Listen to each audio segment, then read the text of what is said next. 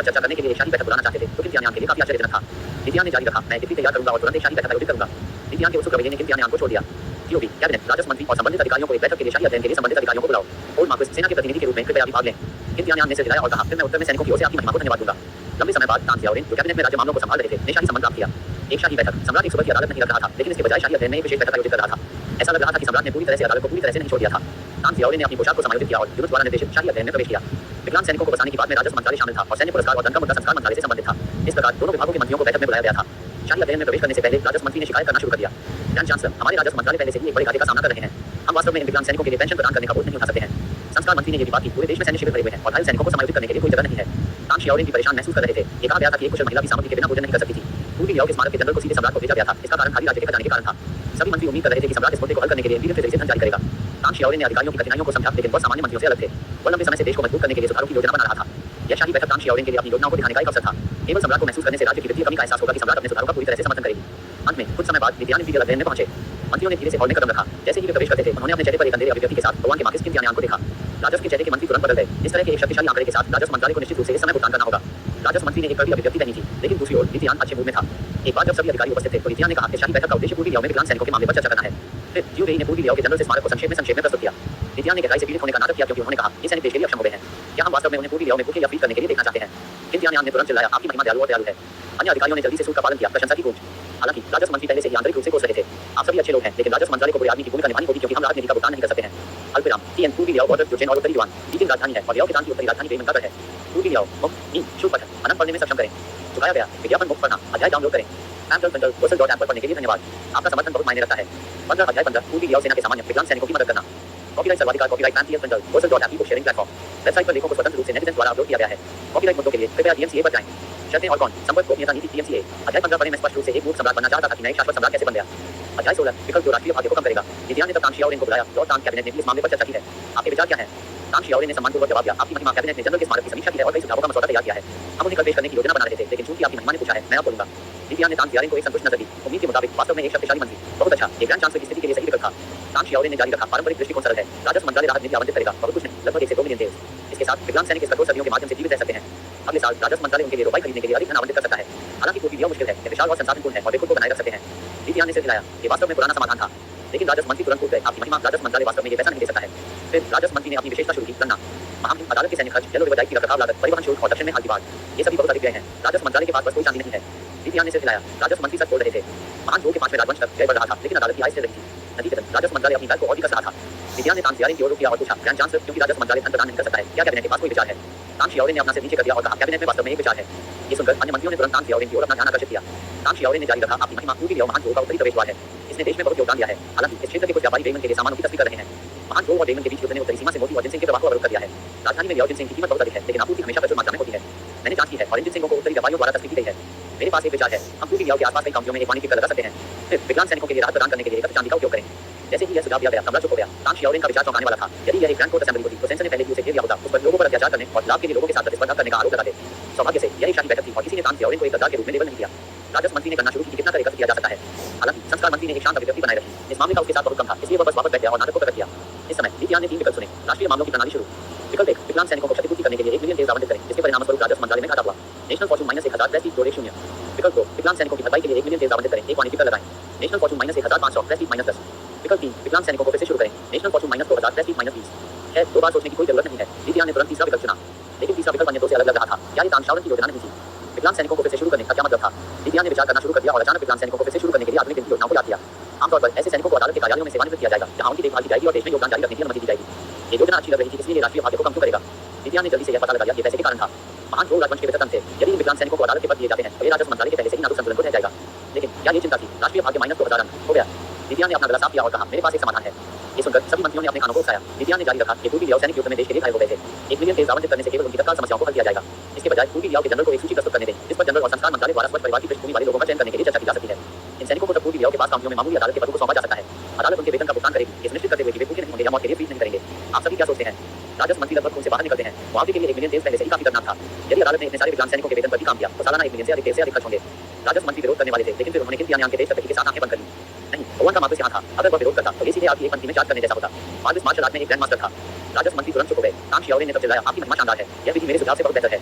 Cabinet को इसे जल्दी से लागू करने दें, अब आप छोड़ सकते हैं। जैसे ही वे शाही अध्ययन से बाहर निकले, राजस्व मंत्री ने तान सियाओलिन को पकड़ लिया। ग्रैंड चांसलर, वार्षिक वेतन और पुनर्वास लागत के बारे में क्या? हमें उन्हें कैसे संभालना चाहिए? राजस्व मंत्री अपने पैरों पर उत्सुकता से मुहर लगा रहे थे। राजस्व मंत्रालय पहले से ही बने रहने के लिए संघर्ष कर रहा था। महान जोग राजवंश महिमा में चमक रहा था, लेकिन राजकोषीय कमी हमेशा एक महत्वपूर्ण मुद्दा रही थी। सच में हर कोई समस्या की जड़ को जानता था। महान जोग के शुरुआती दिनों में भूमि विशाल थी और जनसंख्या विरल थी। नई खुली हुई भूमि ने अनिवार्य रूप से कर राजस्व में वृद्धि की, लेकिन अब अधिकांश भूमि अधिकारियों और जैंट्री द्वारा नियंत्रित की गई थी। हालांकि इन अधिकारियों और जैंट्री ने शायद ही कभी करों का भुगतान किया हो। यह आम था क्योंकि आम लोगों पर कर लगाना आसान था, लेकिन जैंट्री पर कर लगाना बहुत मुश्किल था, विशेष रूप से शक्तिशाली स्थानीय रईसों के साथ जिनके स्थानीय अधिकारियों के साथ घनिष्ठ संबंध थे। तान सियाओलिन ने स्थिति को अच्छी तरह से समझा। यही कारण है कि उन्होंने पूर्वी लियाओ व्यापारियों पर वाणिज्यिक कर बढ़ाने का प्रस्ताव दिया था। तान सियाओलिन ने असहाय रूप से आंखें फैली और कहा, मंत्रीकान, आपने अभी इंपीरियल मीटिंग के दौरान अपनी आपत्तियों की आवाज क्यों नहीं दी? राजस्व की अभिव्यक्ति मंत्री बदल गए। ओवान के मार्कस के साथ तो इसके खिलाफ बोलने की हिम्मत करेगा। ये पुरानी सीमा। राजस्व मंत्री ने अपनी आसीन को हिला दिया और तान सियाओलिन की तरफ से तूफान आ गया, जिससे महल को एक हफ्ते में छोड़ दिया गया। कैबिनेट में वापस तान सियाओलिन ने अपने विश्वसनीय सहयोगी तानसी को बुलाया। तानसी, आपको क्या लगता है कि महामहिम इस बात का इरादा रखते हैं? तान सियाओलिन एक कप गर्म चाय के साथ बैठे। पहले की बैठक से लीजियान के प्रस्ताव पर विचार करते हुए खाली अदालत के पदों को भरने के लिए विकलांग सैनिकों को भेजना कोई नया विचार नहीं था। ये दिवंगत सम्राट द्वारा किया गया था जब महान जोग राजवंश पहली बार स्थापित किया गया था। हालांकि बाद के सम्राट ने ऐसा कोई उपाय नहीं किया था। तानसी भी हैरान दिखे। तान सियाओलिन ने ध्यान से लीजियान के इरादों पर विचार किया। तानसी ने एक पल के लिए सोचा और कहा, भगवान, क्या महामहिम के कार्यों का गहरा अर्थ हो सकता है? तान सियाओलिन ने सिर हिलाया। यही मैं भी सोचता हूं। महामहिम का कदम शायद उतना सरल नहीं है जितना लगता है। तानसी ने जारी रखा, उन विकलांग सैनिकों को पदों पर फिर से बनाना एक बहुत बड़ा खर्च है और उनके वेतन पर लेना एक बड़ा वित्तीय बोझ होगा। महामहिम राजस्व की स्थिति मंत्रालय के बारे में अच्छी तरह से जानते हैं। क्या ये सब परेशानी सिर्फ ओवान के मार्कस को खुश करने के लिए हो सकती है? मुफ्त नी शुभ पठन अनंत पढ़ने में सक्षम करें। चुकाया गया विज्ञापन मुक्त पढ़ना अध्याय डाउनलोड करें। amazon.apple पर पढ़ने के लिए धन्यवाद। आपका समर्थन बहुत मायने रखता है। 16 अध्याय 16 विकल्प जो राष्ट्रीय भाग्य को कम करेगा। कॉपीराइट सर्वाधिकार कॉपीराइट amazon.apple को शेयरिंग प्लेटफॉर्म। वेबसाइट पर लेखों को स्वतंत्र रूप से नेटिजन द्वारा अपलोड किया गया है। कॉपीराइट मुद्दों के लिए कृपया DMCA पर जाएं। शर्तें और कौन संपर्क गोपनीयता नीति DMCA। अध्याय 16 पढ़ें। मैं स्पष्ट रूप से एक मूर्ख सम्राट बनना चाहता था कि मैं एक शाश्वत सम्राट कैसे बन गया। अध्याय 17 तान सियाओलिन, मैं समझता हूं महामहिम वास्तव में शानदार है। तान सियाओलिन ने अपना सिर हिलाया। महामहिम कभी ऐसा नहीं करेंगे। हम सभी ने महामहिम के निर्णायक तरीकों को देखा है। तानसी ने सहमति व्यक्त की। मेरे भगवान, मुझे बहुत धीमा होना चाहिए। मैं महामहिम के इरादों को नहीं बता सकता। तान सियाओलिन ने अपनी आंखें बंद कर ली और जो कुछ भी हुआ था उस पर प्रतिबिंबित किया। जिस क्षण महामहिम ने विकलांग सैनिकों को फिर से बसाने की योजना का उल्लेख किया, यही वाणिज्यिक कर लगाने के लिए अपने स्वयं के सुझाव के बाद सही था। लेकिन महामहिम वाणिज्यिक कर के मुद्दे में नहीं आए थे। इसका क्या मतलब था? रुको, इसका मतलब है कि महामहिम वाणिज्यिक कर लगाने के विचार से सहमत हैं। उसे लगता है कि समय सही नहीं है। तान सियाओलिन ने अचानक एक एपिफेनी की ओर कहा, मैं अब समझता हूं। तानसी ने उसे भ्रम में देखा। तान सियाओलिन जल्दी से खड़ा हो गया और घोषणा की, मुझे अब मिल गया। वह आगे पीछे उसके दिमाग की दौड़ लगने लगा। महामहिम मेरे प्रस्ताव से सहमत है, लेकिन समय सही नहीं है। महामहिम ने विकलांग सैनिकों को बड़े के लिए मार्ग प्रशस्त करने के तरीके के रूप में प्रस्तावित किया। तानसी इन शब्दों से पूरी तरह से भ्रमित था। तान सियाओलिन ने जारी रखा, मैं अपनी सोच में बहुत सरल था। जो कोई भी बेईमान के साथ सामान की तस्करी में शामिल है, वह कहीं से एक धनी व्यापारी होना चाहिए। वे बस एक कमान के साथ अपने पैसे कैसे छोड़ सकते हैं? ये स्थानीय जैंट्री और शक्तिशाली परिवार सभी स्थानीय अधिकारियों के साथ उसमें है। महामहिम ने इस बिंदु पर विचार किया होगा। वाणिज्यिक कर को इकट्ठा करने के लिए महामहिम लोगों को उन लोगों की जरूरत है जिन्हें वो स्थानीय क्षेत्रों में भरोसा कर सकते हैं। पूर्वी लियाओ के विकलांग सैनिक आसानी से क्लर्क बन सकते हैं, जैसा कि वे पढ़ सकते हैं और लिख सकते हैं। वे स्थानीय नहीं है, इसलिए उन्हें शक्तिशाली परिवारों द्वारा आसानी से रिश्वत नहीं दी जाएगी। उन्हें जाने के लिए जगह देने से वे निश्चित रूप से अदालत के प्रति वफादार रहेंगे। इसके अलावा वे सभी सैनिक हैं जो बेईमान से लड़ते समय घायल हो गए थे। उन्हें किसी को भी उनके साथ टकराने के लिए प्रेरणा करनी चाहिए। इस तरह के एक समूह के साथ हम वास्तव में वाणिज्यिक कर एकत्र कर सकते हैं। इस पर तानसी दंग रह गया। उन्होंने तुरंत झुका और कहा, महामहिम वास्तव में बुद्धिमान है। तान सियाओलिन ने थोड़ा शर्मिंदा महसूस किया और कहा, मैं वास्तव में मूर्ख था, बहुत सरल रूप से सोच रहा था। महामहिम का दृष्टिकोण बहुत बेहतर है। चीजों को कदम से कदम उठाते हुए पहले अपनी सेनाओं को तैनात कर रहा है, फिर इंपीरियल प्राधिकरण और वित्त के दबाव के साथ वह संस्कार मंत्रालय और राजस्व मंत्रालय को मजबूत करने के लिए मजबूर कर सकता है। महामहिम वास्तव में बहुत दूरदृष्टि वाला है। तानसी ने कहा, गहराई से प्रभावित। वह वास्तव में एक बुद्धिमान शासक है। तान सियाओलिन ने जवाब दिया, ग्रैंड चांसलर के रूप में मैंने अपना काम अच्छा नहीं किया है। हमें इन विकलांग सैनिकों के पुनर्वास को ठीक से संभालना चाहिए। कैबिनेट के समर्थन के साथ तान सियाओलिन ने अपने विश्वसनीय सहयोगी तानसी को विभिन्न विभागों की देखरेख करने का निर्देश दिया। इंपीरियल मीटिंग के दौरान लीजियान द्वारा अंतिम रूप दी गई नीतियों को जल्दी से लागू किया गया था। राज्य के मेरिट की समीक्षा के मंत्रालय को पूर्वी लियाओ द्वारा रिपोर्ट किए गए विकलांग सैनिकों की पारिवारिक पृष्ठभूमि की समीक्षा करने का काम सौंपा गया था। उनकी योग्यता को सत्यापित करने के बाद उन्हें सी और नियुक्ति विभाग द्वारा पास के काउंटियों और जिलों में खाली पदों की एक सूची प्रदान की गई थी। लीजियान ने तब सैनिकों की नियुक्तियों को निधि देने के लिए इंपीरियल ट्रेजरी से चांदी की राशि आवंटित की। नीति को अदालत और लोगों दोनों से मिश्रित प्रतिक्रिया मिली। स्थानीय अधिकारी विशेष रूप से परिवर्तन से बहुत नाराज थे। अदालत के पदों को जो कभी स्थानीय महान परिवारों द्वारा नियंत्रित किया गया था, अब इन विकलांग सैनिकों द्वारा कब्जा कर लिया गया था, जो स्वाभाविक रूप से नाराजगी पैदा करता था। हालांकि लीजियान और तान सियाओलिन के दृढ़ रुख के तहत विपक्ष को तेजी से दबा दिया गया था। लीजियान को एक सिस्टम अधिसूचना भी मिली। विकल्प 3 अध्याय 21 विदेशी सामानों की तस्करी। इस बात मैं निश्चित रूप से राष्ट्रीय भाग्य को बर्बाद कर सकता हूं। रहने भी दो, क्या तान सियाओलिन को हटाना संभव था? उन्होंने शासन में महत्वपूर्ण योगदान दिया था, इसलिए अचानक उन्हें खारिज करना अनुचित होगा। इसके अलावा उसे महारानी की भावनाओं पर विचार करना था। लीजियान ने अपने दिल में म्यूट कर दिया, ससुर, आपने वास्तव में मुझे पीठ में चाकू मार दिया। अगली बार आप बेहतर और अधिक सावधान रहें। लीजियान ने अनगिनत बार तान सियाओलिन को शाप दिया। स्मारक के अंत में एक और मामला था। बेईमान से 500 से अधिक तस्करों को उत्तरी काउंटियों में पकड़ा गया था। सभी को दंडित करने के लिए राजधानी में भेजा गया था, क्योंकि किसी भी स्थानीय अधिकारियों ने कार्रवाई करने की हिम्मत नहीं की। तान सियाओलिन ने तय नहीं कर सका कि क्या करना है, इसलिए उसने इसे लीजियान को छोड़ दिया। न्याय मंत्रालय के अनुसार उन्हें सजा का सामना करने के लिए सीधे वहां भेजा जाना चाहिए। युद्ध मंत्रालय ने हालांकि तर्क दिया कि ये तस्कर सभी बेईमान से थे और वे अपने सैन्य बलों से जुड़े हो सकते हैं। हाल के वर्षों में अदालत ने एक भी लड़ाई नहीं जीती थी। आम लोग बेईमान व्यापारियों और सैनिकों के बीच अंतर नहीं कर सकते थे। राजधानी के सैन्य और नागरिकों का मनोबल बढ़ाने के लिए पकड़े गए कैदियों का सार्वजनिक प्रदर्शन करना बेहतर हो सकता है। नहीं, लीजियान ने तुरंत युद्ध मंत्रालय के प्रस्ताव को खारिज कर दिया। यदि वे एक सार्वजनिक प्रदर्शन करते हैं तो क्या राष्ट्रीय भाग्य अंत फिर से नहीं बढ़ेंगे? कदापि नहीं। उस समय एक और प्रणाली अधिसूचना दिखाई दी। राष्ट्रीय मामलों की खोज, बेईमान व्यापारियों के साथ कैसे निपटें। ये राष्ट्रीय संबंध राष्ट्रीय भाग्य को बदल सकता है। क्या एक शाही बैठक आयोजित की जानी चाहिए? तो राष्ट्रीय मामलों की प्रणाली को फिर से ट्रिगर किया गया था। लीजियान बेशक बैठक आयोजित करने के लिए चुना। हाल ही में बड़े हुए राष्ट्रीय भाग्य को जल्दी से बर्बाद करने की आवश्यकता है। लीजियान ने तुरंत यूपी को निर्देश दिया, ग्रैंड चांसलर, युद्ध, राजस्व और न्याय के मंत्रियों को एक शाही बैठक के लिए बुलाओ। एक बार आपकी महिमा। जैसे ही रात में संपर्क किया गया, लीजियान ने शाही बैठक आयोजित करने पर जोर दिया। इस खबर ने तान सियाओलिन को आश्चर्यचकित कर दिया। अधिकारियों ने लीजियान ने जल्दी से अपने आधिकारिक वस्त्रों को दान कर दिया था और पैलेस में यूनिटों का अनुसरण किया था। अंतिम शाही बैठक अदालत और जनता दोनों के माध्यम से फैल गई थी। अदालत में तान सियाओलिन जैसे कई चतुर लोग थे। लीजियान के शानदार शासी के तरीकों ने कई मंत्रियों को उन्हें कम करके आंका था। सम्राट को मूर्ख बनाना आसान नहीं था। इस तरह के एक सक्षम सम्राट के साथ सभी मंत्रियों ने उनका सम्मान करना शुरू कर दिया। हर कोई जानता था कि यह शाही बैठक संभवतः एक और महत्वपूर्ण डिग्री लाएगी। उन्हें इस पर पूरा ध्यान देना पड़ा। जैसा कि लितियान ने अदालत में मंत्रियों को देखा, उन्होंने अपने दांत गुस्से में पीस लिया, विशेष रूप से तांग जियाओलिन, जिन्होंने लितियान के दिल को आक्रोश से भर दिया। इस आदमी के साथ क्या हो रहा था? क्या वह गद्दार था? क्या यह नहीं कहा गया था कि यह ससुर केवल चापलूसी और फ़ौरन को कैसे जानता था? ग्रैंड चांसलर बनने के बाद वह कैसे सक्षम हो गए थे? जितना अधिक लितियान ने इसके बारे में सोचा, उतना ही बुरा लगा। चीजें कहाँ गलत हो गई थी? सौभाग्य से लितियान वह था जो अपने कार्यों को प्रतिबिंबित और संक्षेप में प्रस्तुत कर सकता था। उन्होंने जल्दी से महसूस किया कि उनकी पिछली विफलता इसलिए थी क्योंकि उनके निर्देश बहुत स्पष्ट थे। लितियान को पता था कि उन्हें तांग जियारिन को जाने देना है और उनके समूह के पास अपना रास्ता है। इसलिए इस बार शाही बैठक के दौरान निर्देशों को स्पष्ट और सटीक होना पड़ा। गलतफहमी के लिए कोई जगह नहीं हो सकती है। इस बारे में सोचते हुए लितियान ने अपना गला साफ किया और कहा, मैंने इस मीटिंग को इस बात पर चर्चा करने के लिए बुलाया है कि बेईमान व्यापारियों के साथ कैसे व्यवहार किया जाए। अप्रत्याशित रूप से कदम आगे बढ़ने वाला पहला नियुक्त किया गया था, जो कि राइस के नवनियुक्त मंत्री थे। महामहिम, जैसा कि कहा जाता है, जब दो देश युद्ध में होते हैं तो दूतों को नहीं मारा जाना चाहिए। ये बेईमान व्यापारी सैनिक नहीं है। लितियान ने संस्कारों के नए मंत्री जियारेनी पर नजर डाली। उसका नाम काफी अच्छा था, जियारेनी। कितनी फिटिंग, यह एक ऐसा नाम था जो झूठी तैयार करता था। उनके भाषण ने वास्तव में लितियान के अपने विचारों के साथ गठबंधन किया। निश्चित रूप से जियारेनी के बोलने के बाद उन्हें तुरंत अन्य मंत्रियों द्वारा हमला किया गया। कुछ ने उस पर प्रसिद्धि मांगने का आरोप लगाया, दूसरों ने उसे अत्यधिक भावुक कहा। युद्ध मंत्री ने भी उन पर दुश्मन राज्य से टकराने का आरोप लगाया। जियारेनी ने जल्दी से खुद को घेराबंदी के तहत पाया। ये कौन नाम है? लितियान ने सोचा, फिर जियारेनी के लिए अजीब स्थिति को कम करने के लिए अपना गला साफ किया। इंपीरियल मीटिंग का मतलब सभी को स्वतंत्र रूप से बोलने की अनुमति देना है। मंत्री जिया के शब्द समझ में आते हैं, क्या किसी और की अन्य राय है? जियारेनी के लिए सम्राट के समर्थन को सुनकर मंत्रियों को भ्रम में डाल दिया गया। न्याय मंत्री सबसे पहले खड़े थे। महामहिम, इन बेईमान व्यापारियों ने वाणिज्य के कानूनों का उल्लंघन किया है। न्याय मंत्रालय में विचार विमर्श के बाद हम प्रस्ताव करते हैं कि उन सभी को निष्पादित किया जाना चाहिए। इस प्रस्ताव ने मंत्रियों से कुछ समर्थन प्राप्त किया। इस बिंदु पर युद्ध मंत्री भी खड़े हुए। महामहिम, महान जो और बेईमान युद्ध की स्थिति में है। इन बेईमान व्यापारियों को बेईमान द्वारा भेजे गए जासूस होने चाहिए। हमें उन्हें कैदियों के रूप में पैतृक मंदिर में पेश करना चाहिए और उन्हें ठीक से निष्पादित करना चाहिए। युद्ध मंत्री के प्रस्ताव को कई अधिकारियों द्वारा समर्थित किया गया था, जिसमें ग्रैंड चांसलर तांग जियाओलिन शामिल थे। राष्ट्रीय मामलों की प्रणाली सक्रिय। बेईमान व्यापारियों को कैसे निपटा जाना चाहिए? विकल्प 1, बेईमान मर्चेंट्स प्रतिष्ठा -10, नेशनल फॉर्च्यून -500 जारी करें। विकल्प 2, न्याय मंत्रालय उन्हें संभालने दें, कानूनी प्रणाली जोड़ 5, राष्ट्रीय भाग्य जोड़ 500 अंक। विकल्प 3, अनुष्ठान बलिदान के लिए पैतृक मंदिर में कैदियों को प्रस्तुत करें, युद्ध जोड़ 5, राष्ट्रीय भाग्य जोड़ 1000 अंक। ये नए शब्द क्या थे? कानूनी प्रणाली और युद्ध समर्थक क्या थी? रहने भी दो, इससे कोई फर्क नहीं पड़ा। वह उस विकल्प को चुनने नहीं जा रहा था जिसने राष्ट्रीय भाग्य को बढ़ाया।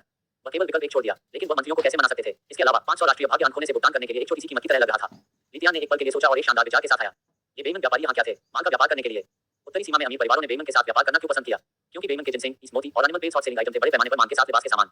इस जानकारी के अनुसार बेईमान की 90% संभावना है, जो कि जुर्किंस का जिक्र कर रहा है। इसलिए कितन के नेतृत्व वाले लियाओगे होंगे।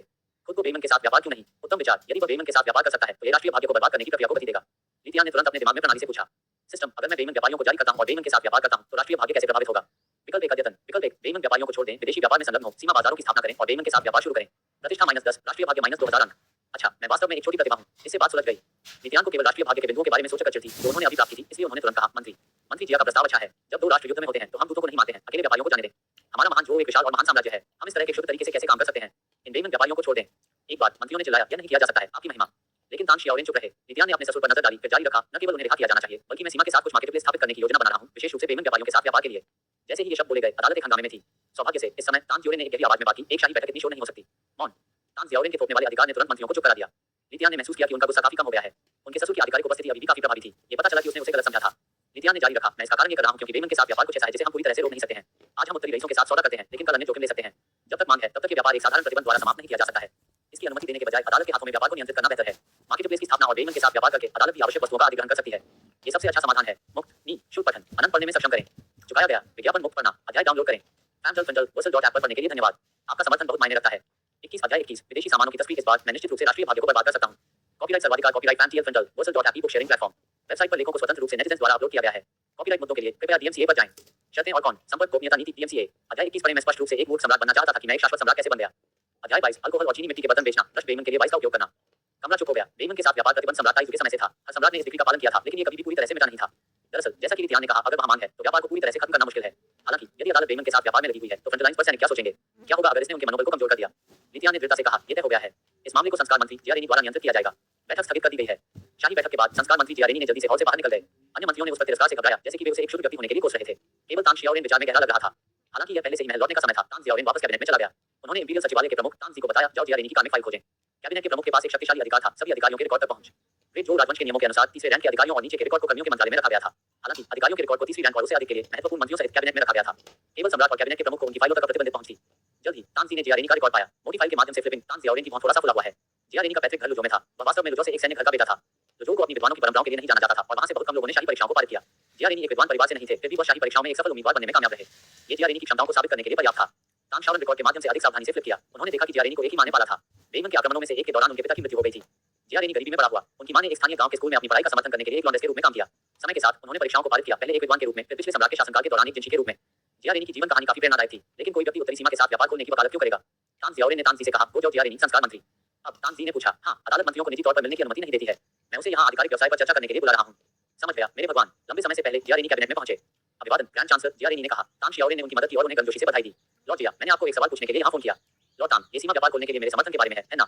लॉर्ड जिया, तुम काफी सीधी हो। चलो झाड़ी के चारों ओर नहीं हराया। आप उत्तरी सीमा के साथ व्यापार की वकालत क्यों करते हैं? जिया रेनी बोलने से पहले एक पल के लिए रुक गई। लॉर्ड तान, महामहिम ने आज उल्लेख किया है कि बेमन के साथ व्यापार अत्यधिक लाभदायक है। हमने आज उत्तरी रईसों और व्यापारियों को हराया है, लेकिन क्या कोई और वहां व्यापार करने का प्रयास नहीं करेगा? व्यापार प्रतिबंध 4 शासनकाल के माध्यम से चला है, लेकिन इसे कभी भी पूरी तरह से लागू नहीं किया गया है। ये केवल अधिक बड़े पैमाने पर बढ़ता है। देश से महिमा ने बेमन व्यापार में शामिल कुछ बड़े व्यापारियों को भी दंडित किया, लेकिन इस बार हमने जो बेमन व्यापारी पकड़े थे, वे पहले की तुलना में बहुत बड़े पैमाने पर लेनदेन में शामिल थे। सीमा व्यापार को रोका नहीं जा सकता। तान शियाओलिन ने सिर हिलाया। लोगों की इच्छाएं हैं। सीमा व्यापार से लाभ इतना बड़ा है कि एक साधारण प्रतिबंध मानव लालच को रोक नहीं सकता है। प्रत्येक दरार के बाद बड़े समूह बस फिर से बनते हैं। सम्राट ताइजू के समय में सीमा व्यापार सिर्फ आमतौर पर उन वस्तुओं का आदान प्रदान करता था जो वे अक्सर बेमन से माल के लिए उपयोग नहीं करते थे। समय के साथ छोटे भूस्वामी शामिल हुए और अंततः सभी प्रमुख परिवार शामिल थे। कुछ क्षेत्रों में यहाँ तक कि अधिकारी बेमन के तस्करी के व्यापार में भी उलझे हुए थे। जिया रेनी के शब्दों ने इंपीरियल मीटिंग के दौरान लीतियान ने जो कहा था वह गूंजता था। तान शियाओलिन कोई मूर्ख नहीं था और कुछ विचार के बाद वह समझ गया। जिया रेनी ने जारी रखा, चूंकि सीमा व्यापार के लिए इतनी बड़ी मांग है, बजाय इसके कि आम लोगों को जोखिम लेने दें, इसलिए अदालत के लिए इसे विनियमित करना बेहतर है। तान शियाओलिन की आंखें जलती हैं। यह विचार पेचीदा था। जिया रेनी ने कहा, बॉर्डर ट्रेड एक प्लेग नहीं है। महान झोल साम्राज्य वास्तव में जिनसेंग, मोती और मिंक पेव्स की जरूरत है, हम नहीं। तान शियाओलिन को अचंभित कर दिया गया था। मिंक पेव्स राजधानी में सर्दियों के दौरान सबसे अधिक मांग वाले आइटम थे और यहाँ तक कि महल ने मोती खरीदे। जिनसेंग के लिए यहाँ तक कि साधारण अमीर परिवार और अदालत के अधिकारी भी स्वास्थ्य और औषधीय उद्देश्यों के लिए घर पर कुछ जड़ें रखेंगे। जिया रेनी सही थी। सीमा व्यापार पर प्रतिबंध नहीं लगाया जा सका। जब तक मांग थी, लोग माल के लिए उच्च कीमतों का भुगतान करेंगे और उदार पुरस्कारों के साथ हमेशा जोखिम लेने के लिए तैयार बहादुर पुरुष होंगे। यह अदालत के कानून के बारे में नहीं था, ये लाभ और मानव स्वभाव के बारे में था। जिया रेनी ने जारी रखा, तो अगर अदालत इसे नियंत्रित करती है तो पहल हमारे हाथों में होगी। इस बिंदु पर तान जियाओलिन को समझ में आ रहा था। जिया रेनी ने कहा, कवच, हथियार, लोहे के सामान बेमन में बढ़ रहे हैं, अदालत के लिए हानिकारक है। अदालत को अभी भी सीमा बाजारों में इन वस्तुओं के व्यापार पर प्रतिबंध लगाना चाहिए, लेकिन कुछ सामान अलग हैं। जिया रेनी ने चुप्पी ली। बेमन एक ठंडी और कठोर जगह है, इसलिए उन्हें एक मजबूत पीने की आदत है।